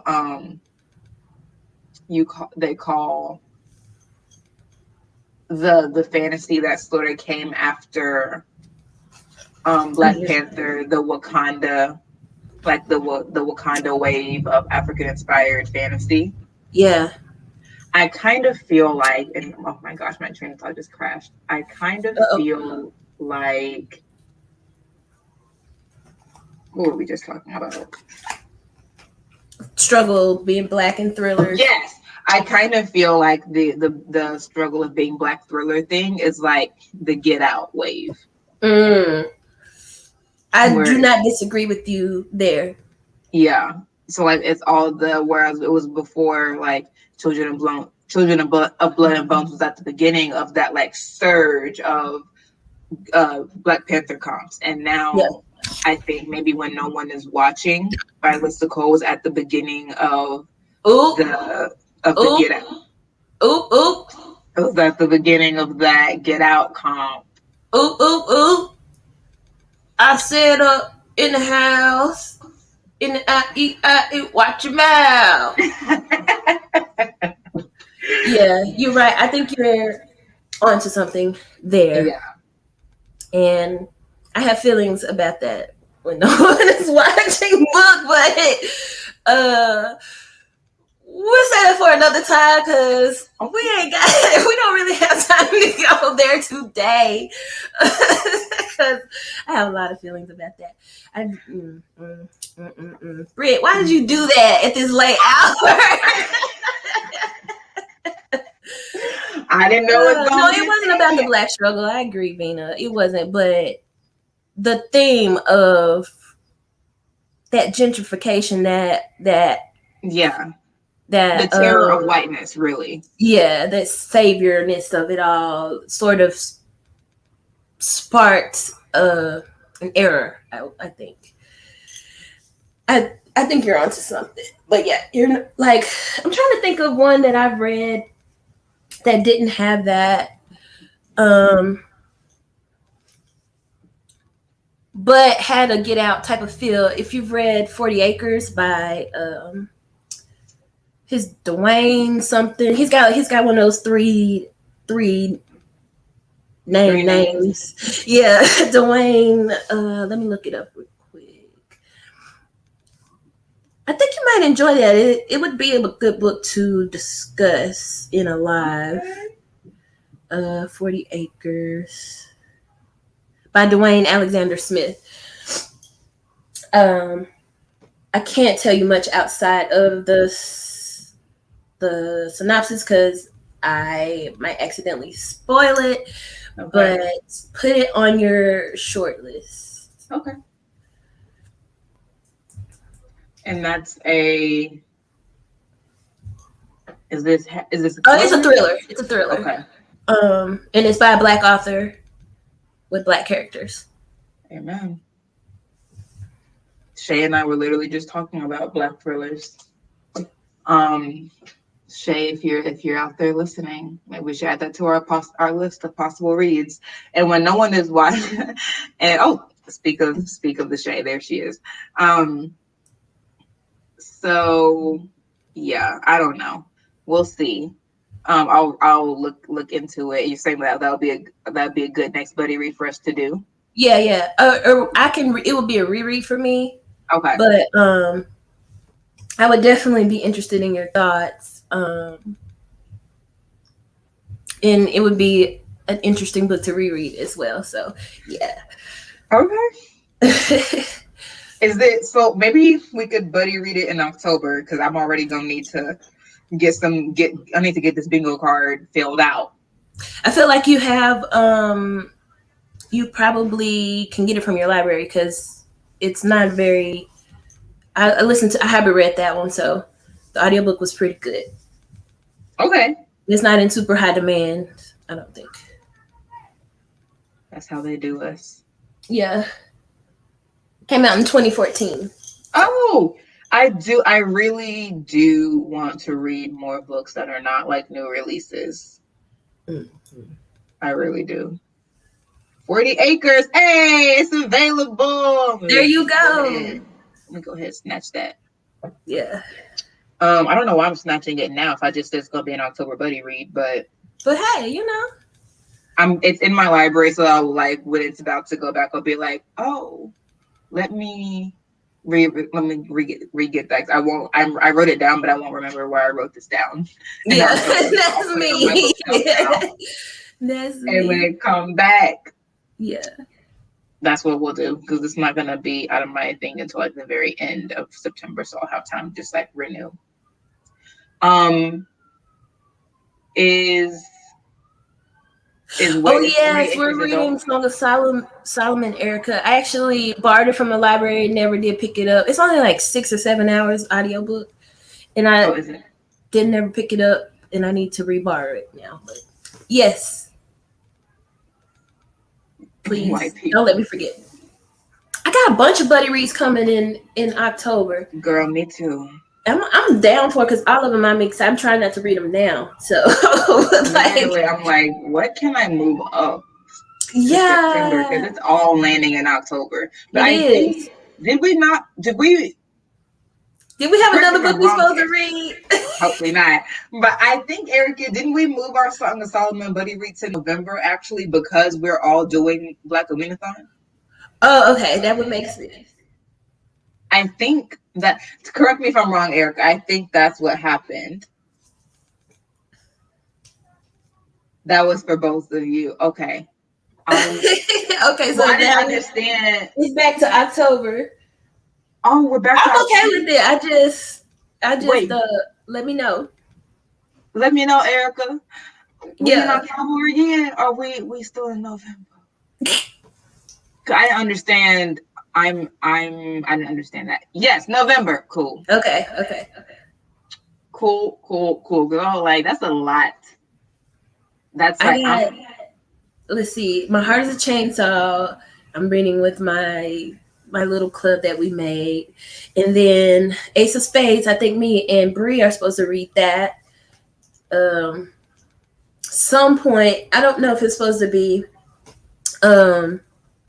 October though, because we talked about it a couple months ago. Maybe like actually a couple weeks ago. We talked about reading Ace of Spades, but she had a long hold in her library for it. So yeah, I know I'm buddy reading something. I'm buddy reading a thriller with Cachet in October, and then and like in addition to just like needing to like get through the board for Black Awenathon. So I'm just like, okay. Let me not put too Walter Mosley. I haven't done that. I just need to get some more Black thrillers, and I want some more cozy mysteries. I'm so excited that Girls came through for me today. What is it? Dead Girls by. Is that a pink cover? Pink with It's black writing?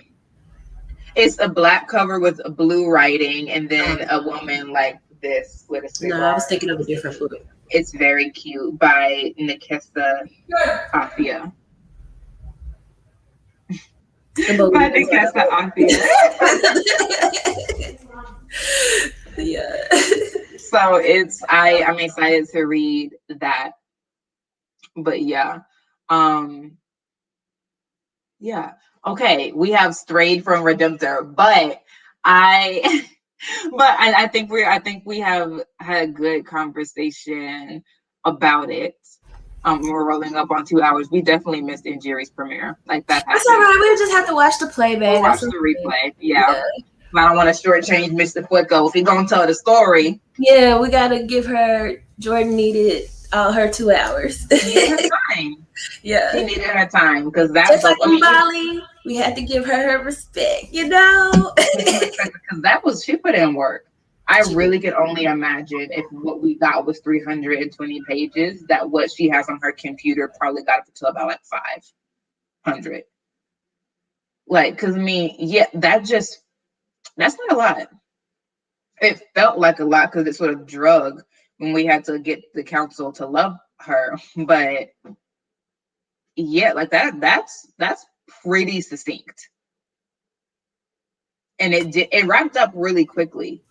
It did. That's why I gave it 4, because I wanted a teeny bit more. I did. It did, yeah. It wrapped up pretty quickly. After it was boom, boom, boom, boom, boom. After we found out that Zuri was who Zuri was, it was like it was a snare drum at an HBCU. It was Stomp the Yard. Stomp the Yard. It was Stomp the Yard. Like it was going. So I definitely think I don't know what would have happened to slow it down, because after we found out who Zuri was, she said, I need help. Then she went to rejuvenate for in tech, like textually, it was like Stomp the Yard. But for Tari's side, she did have a come down after that because she was there for a week, knocked out.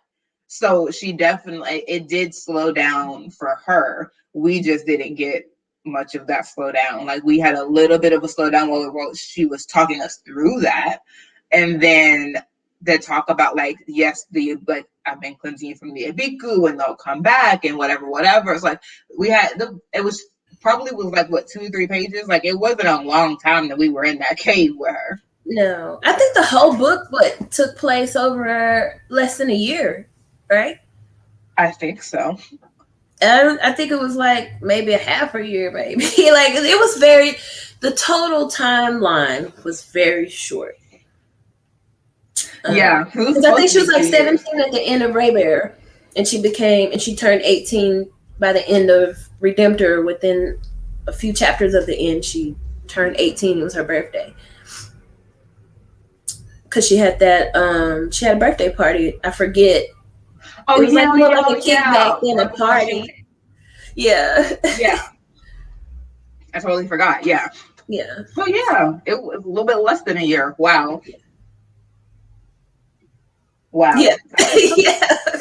I was like, did she? She sure did. Yeah. She was expeditious. Yeah, I definitely. She said, she pulled a Virgo. She's like, I got things to do. Period. Period.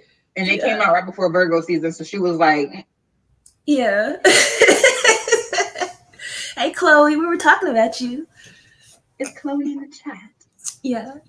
I don't have my YouTube open because my StreamYard loves to slow down at the tiniest provocation. So I hate that. Yeah. Have to be a responsible host. So, but yeah, we were just talking about you, Chloe, and I have to watch your.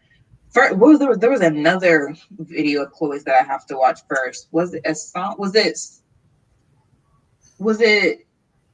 Oh, I almost said a Rosie Rumble. That's her Twitter name. Roseanne A. Brown. Was it a Roseanne A. Brown book that I was like? I need to read. The song with Raven Williams. She got another one. She has a song of Storm and Silent Flag. Was it that Chloe? That was like, does Chloe have a review on that? Or no, the Oh, Injurious. I think it was Kingdom of Souls. We were talking. Okay, About. I'm the not sure Injurious. Chloe reviewed that one, but Because someone was asking if Injury did a 7 calorie show. I asked about that and she said yes. And then I know Chloe reviewed Brute Magic, I believe, and The Conductors, because I haven't watched it yet. It's in my watch later after I read it. Okay. Even though Chloe's pretty good about not giving spoilers. Don't watch any of mine because I'm the worst at it. Okay, I'm just making a note of all these reviews that I need to watch because I'm probably gonna watch those before I read the book. Actually. Yeah. But yeah, thanks for coming through, Chloe. The comic, the one Jordan has. I forgot it that quick. The Storyteller. Yes. Chloe has a review of that too. She has a review. She read an arc, I guess, and has a review. You're right, Shay. You're right. Trust Shay to know it. Yep. Okay, cool. So I'll write all those down on my to watch list. But yeah, I really, really loved this book. I was just so satisfied. Yes, there were characters that I was like, hello, into the readerly void. But I think from a writing perspective, it was very well done. Like, to fill that tall of an order in less than 400 pages, girl. She did that. Yeah, I mean, talk about being succinct. Yeah. You did that. And I didn't really have any, wondering how Mbali felt about that it's not a plot hole. Right. Like, I want to know. But for you to have so much to be responsible for and for you to tie things up so well, I think is a testament to how strong of a writer she is. And that's what makes me excited to see more from her and like what world you're going to plunge us into next. Like, wow, I don't know. You might be like an Einstein. Right. Where, another novel. I mean, The Storyteller, I think it's going to be right up in her wheelhouse and whatever. Right. I don't think it's going to stretch her too much. We'll see. But I wonder the next novel, what's after. Yeah. Mm-hmm. Like, how do we go? I don't know. I'm like, what world? Like, who else am I going to fall in love with? Like, I love Tari Sai so much. So much. I think her story is beautiful, and Tari Sai really just had such a beautiful transformation. And Ray Bear and Redemptor, like, it's just beautiful. Sanjeet, Dio, like, the crew, Kira, like, just such a solid crew.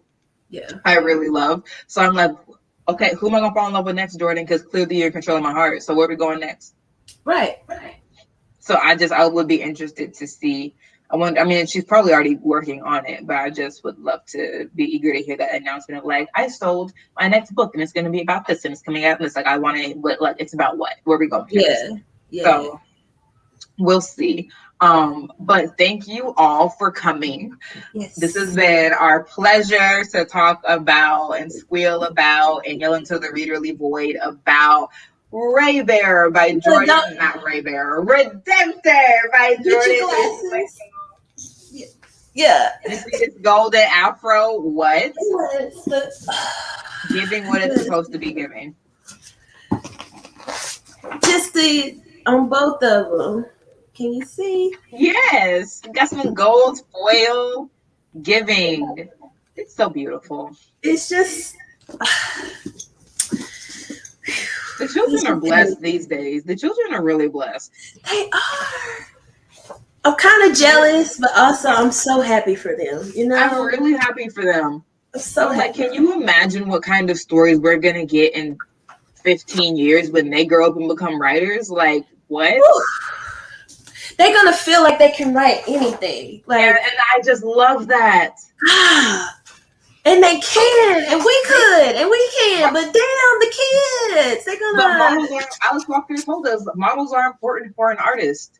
If you think Man, that you have to build everything from scratch, it's really stressful. But if you've already seen that so much has been done and you're adding to a really full, a really lush cipher, it's beautiful. yes, It's beautiful. So I'm so excited for them. I cannot wait. I yes. cannot wait. I'm looking for children to buy these books for. I'm like, you too young to read this yet. But you got something else. Amari, you want Amari? Here you go. Like, I love. Yes, we are getting Yes, we're we getting some are. good We adult have been stuff. getting good adult stuff. Don't, because I'm not even too too big on YA anymore, just because Hmm. I'm closer to 40 than 30 at this point. But Yeah. like, I still really enjoy stories about young people, and I Yeah. still need stories about adults too. Yeah. Like, It's the not conductors newly YA or adults, is but it like adult? full grown adults Yeah. still doing their thing in the world. Is conductors YA or is that adult? Because I feel like the woman at the beginning was grown. I have no idea. I bought it just on the strength of it being what it is. Uh, I really just, I have no idea. I haven't even read the synopsis. I'm not even 100% sure it's about what I think it's about. It, I think the conductors might be adult because they're definitely it's talking about a woman and her husband, like they're full grown. So Okay. if it's about those two people at the beginning, it's adult. Okay. So yeah, we are, and then like N.K. Jemisin giving us her all. Noah Hopkinson been in the game, so like Nanetti Okorafor. Well, then I think the Nanetti Okorafor stuff is mostly YA, but yeah, we're definitely Lucy getting Shaw some. doing their thing. We got Call Baby, Caul Baby by Morgan Jerkins. Um, that's an adult book. We got, I think Honey Girl is actually an adult book. The Maybe new adult. romance, Honey Girl. the romance Yeah. about the girl in They Vegas. sell it, they market it as a romance, but I'm not sure if that's what it actually is. It might be a rom com. I'm not sure. But they The do girl market who it ends up as in Vegas married to a woman, right? right. Mm-hmm. Yeah, I think that's adult. Yeah, that's adult. I'm trying to think. Yeah, I was like, I feel like they brought the NCAA. conductors. Uh, what else are we get? We've gotten some good adults. So Venus, Well, it's yeah. adult. Venus says so. Yeah, and I should read. Yeah, I should read more though, because like YA definitely gets more like pushed behind it as far as marketing, it does. Yeah. and also like YA authors, like the royalties, I feel like are more because the Oh, books are less expensive, whereas for not royalties, the advances you'll get a bigger advance from for YA book than for an why is adult that? because the adult book costs more. Like just like To make? no, the price point. Like Oh, adult books are more expensive than YA, so your advance is gonna be less because it's gonna be you're gonna have to sell more books to make that money back, I guess. But yeah, I definitely want to read more adult, because I want to write adult. Like I have a couple of adult projects in the pipeline, so definitely. is the flower of the sea Amanda? I mean Reggie Oliver.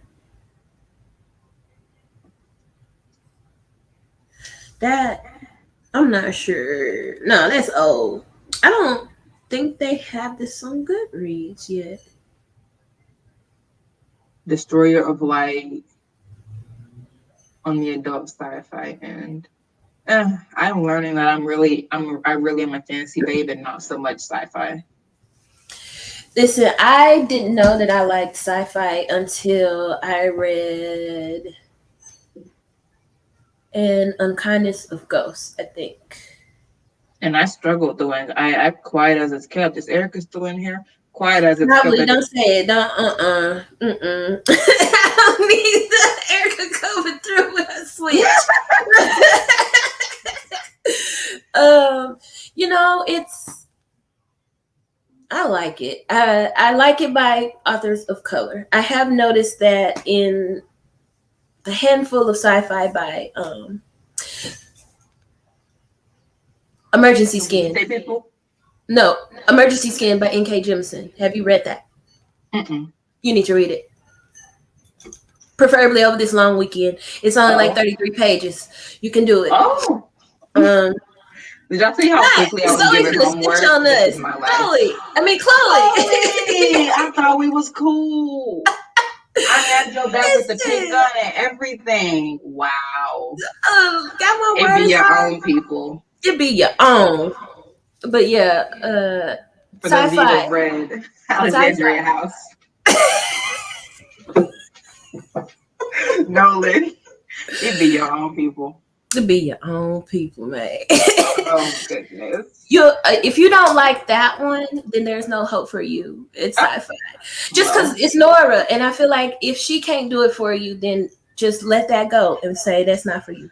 and maybe it's not because I did enjoy the Inheritance trilogy more than I enjoyed the Broken Earth. I was I'm finna like, log off. Bye. I'm finna log off. I gotta go. I'm gonna see y'all. I'm gonna see y'all. now her got up. Wait, where my Look, friend go? I can't Man, believe. I put the don't know whole you. Who zero is on her. this? Who this on the Harpo? Wait. I haven't even read the Inheritance trilogy, so I'm just talking Exactly. I cash. was like, I'm just before talking you cash money. But before you going off, I'm like, have you read the look, Inheritance? I haven't. No, I haven't. But no, I think for real, that's a good little of one of your faves that can, Okay, well, where this is a 33 pages. Where is it? I got it off Kindle. It's in a one of those Amazon original series Okay. sets. So there's like Okay. 6 books. I think it's called the Forward series. So there's Gives Paul you the Tremblay. There's understanding. the lady that wrote The Host. I forget her name. Stephanie Myers? I think so. Okay. There's quite a few authors whose names you will recognize that wrote stories for this series, and I just happen to think that Nora's is the best. Are we surprised? Not at all. I And trust her with my imagination. Listen, I've read the first one of the Broken Earth trilogy. I did. And I started to read the second one, but I was just like, I don't have this right now. Like, again, heavy mood reader. I was like, I don't have this. Yeah. I don't have this right now. So but I did like it. It's not like I was like, Yeah. I think that I was like, this is beyond what I could even aspire to do as a writer. So let me just try to enjoy it as a reader, because when she started from the platelets, I said, oh, good. I'm glad you came back. No, Bree. I was just talking about the book. Listen, But we're good. You know me and Brittany long. She said Jordan's the goat. Yes. we don't meander away from Jordan, but we gave her due. We sure did. Yeah. Jordan is definitely the GOAT. We talking about adult fantasy and sci-fi. I have proclaimed that I like the Inheritance trilogy more than the Broken Earth trilogy. Deidre did a good old Goosebumps walk away situation. Like, she was just done with me. Yeah. She was like, all right, y'all be easy, and just was gone. Was just gone. We're just talking about thrillers and sci-fi and all of that. All of that in black. All of that in black. Not the Goosebumps. She did a good old walk away. She was like, depart from me. I never knew you. I don't know you. Be gone. I never No, but and then I said that I have not read the Inheritance trilogy. The whole when you tell a story, you tell a whole darn story. Listen, because that was my question. I was like, has she read the Inheritance trilogy? And when she came back, when she returned to her senses, she was like, but I haven't read the Inheritance trilogy. The way people will do you. Yeah. So have you read The Broken Earth too, Bree? Yes. Can you compare? Yes. Because I haven't read any of the Inheritance. I've But read I all have three of the all Inheritance three and of the one and Broken a Earth. half. I've read one and a half of Broken. I feel like I can say a little something about it. I was like, this is good. Yeah. It's just greatness can be overwhelming sometimes. It It really can. can. Yeah. Literally, I was like, hold on, because you took me from the platelets, and now I feel unworthy to read. Bruh. Like, what? Like, it was really overwhelming. I was like, I don't even, am I having heart palpitations? Like, something is really going on. I need to back away. And That's like the how I felt at inheritance. the end of the third one. My mind was blown. My cells got rearranged after the first one, but That's a then like the very apropos second one, reaction. yeah. And the second one, I was like, oh, I'm literally at the hem of somebody's garment. And then the third one, I was just like, unworthy. Who am I? I am but a speck of dust. I don't know. I don't. It was just, and there's live footage of my mind just like doing this on Chloe's channel. So just, it's, but in the Inheritance trilogy was written, or series was written before the Broken Earth. So I can only imagine like she's had some practice. So by the time she got to the Broken Earth trilogy, it was like she She was was like, oh, I really, got it. yeah. So I I got really it, think girls. she probably was experimenting even more in the Inheritance. I want you to read it. It's really good. Yeah. Like, it's really good. And I was like, definitely, I think that Inheritance trilogy, and that's what I was saying. Inheritance trilogy is fantasy, very fantasy, and I'm a fantasy babe. And the Broken Earth was giving me more sci-fi vibes. It was. And I'm not really a sci-fi chick. I don't have a love-hate relationship with science and math. It's just hate. Not just hate. Even when I perceive it, I get a little bit afraid. Yeah. I get a little bit scared. So I was like, I mean, I'll go with you. And she has compelling voices for her characters. So it's always, and then like the second person.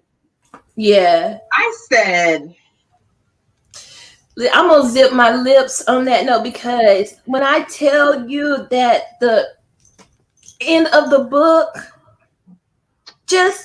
it's just Britt, please continue. I know it's just let Robin Miles read it to you and just let it wash over your body and get to the third book so you can see what the hell like she let us read. Like I don't even know. I don't even really know. I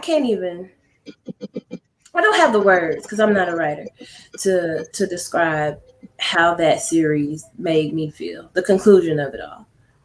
mm-hmm. When everything is revealed, it's just seriously crazy. I mean, not crazy, but it's just amazing. That's a better word. Wow. Okay. I'm gonna have to go back. Like I said, long is the list. Heavy is the hand that wears. Heavy is the hand that holds. And if you don't want to read it, then just go watch Chloe's 2 videos, because she did the read along and she discussed all 3 books and it's finished. So you could just, I might let the dulcet tones of Chloe. Yeah. Chloe has a nice voice. It's very calm. It's very It is. Just go camp out on her channel and you can get it all pretty much. Yes, I might have to let Chloe do this. Vina, the fantasy I'm writing, I don't know if I would classify it as urban, but I'm not a classifying kind of person. I don't know. It's kind of like Wings of Ebony in that there is an urban setting, but there's also a second world setting. So I hope that answers your question. She's gonna let me read it one day. I know, I really am. Like, I definitely need readers. So I'm like, let me, on my booktube friends who be eating these fantasy sandwiches like it's your job. I'm like, great. So go ahead and read this and let me know. I be hungry. I'm just saying, I be hungry.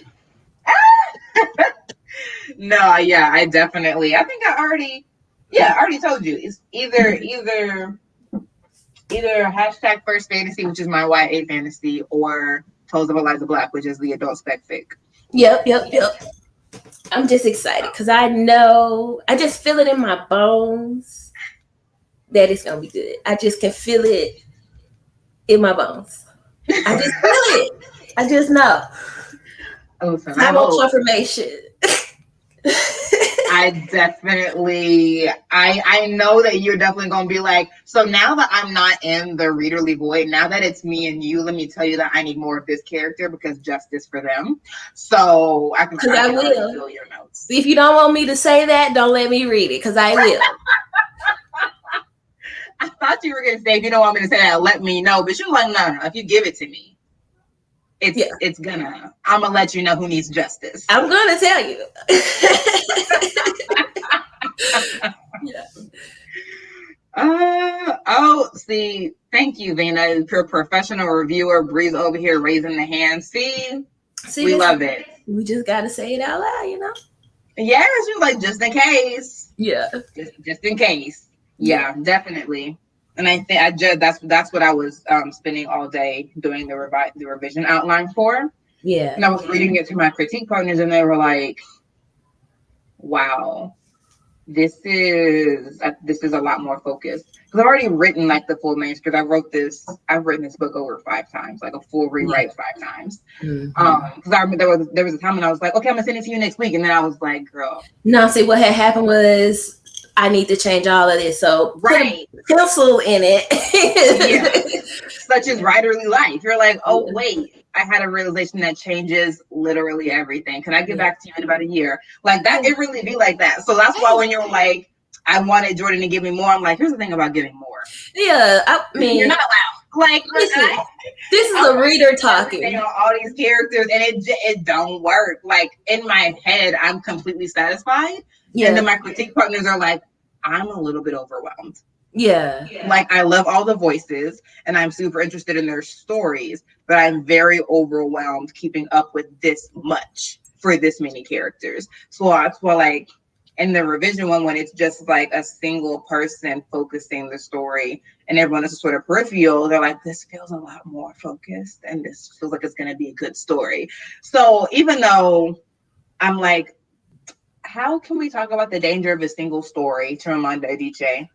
And then, wait, is it Chimamanda? Say again. Was it Chimamanda, The Danger of a Single Story? I don't know. Don't give me the line. Okay. I feel like it was. Let me just, yes, Danger of a Single Story. Yeah, Chimamanda and Ngozi Adichie. So we talk about that with like, you need to have more than one story out there. But then it's like, but there's also, for me, like, the danger of a single story, I'm also thinking about like with the single protagonist. Yeah. Like in no situation is one person the only one having a complex story unfold.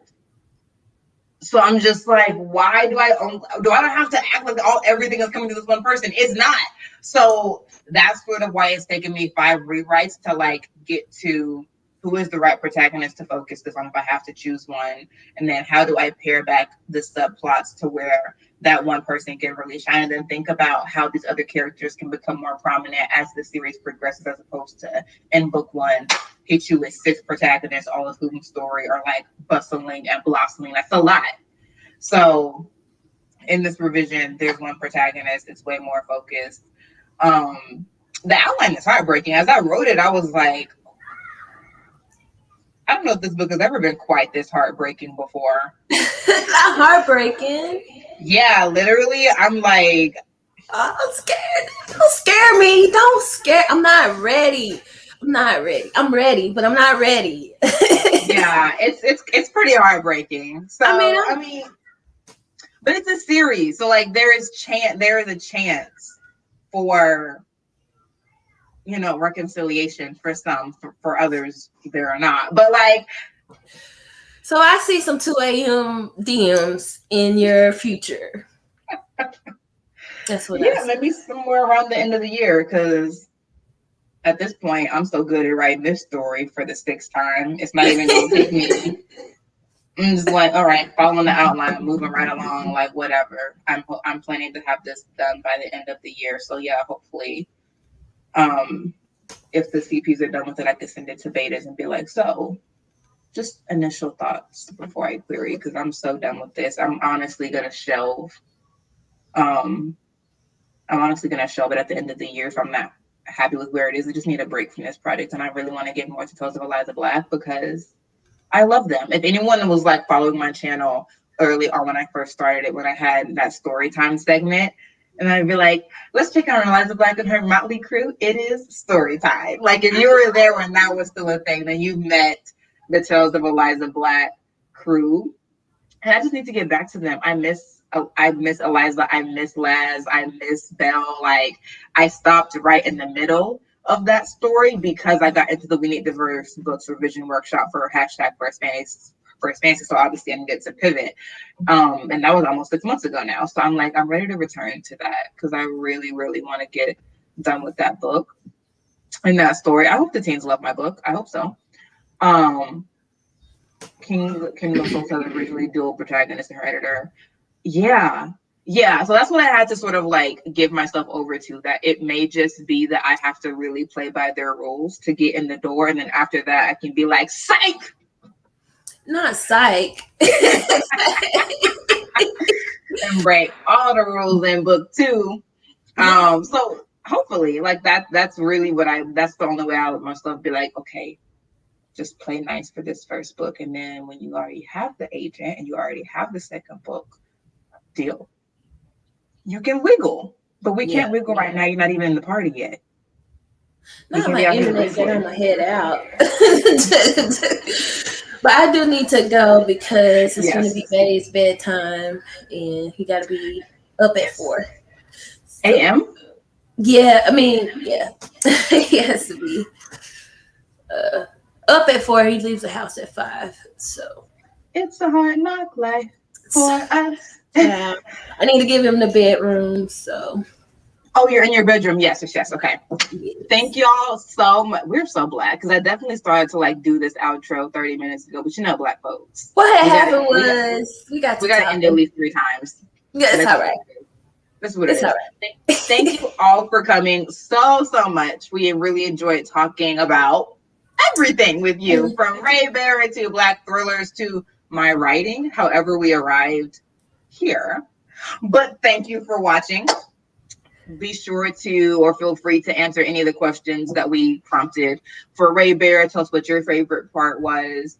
Or, just go on and have your own live response to our conversation. We don't mind all the comments. We'll engage you there too. So thank you for coming. Smash that like button and ring that bell.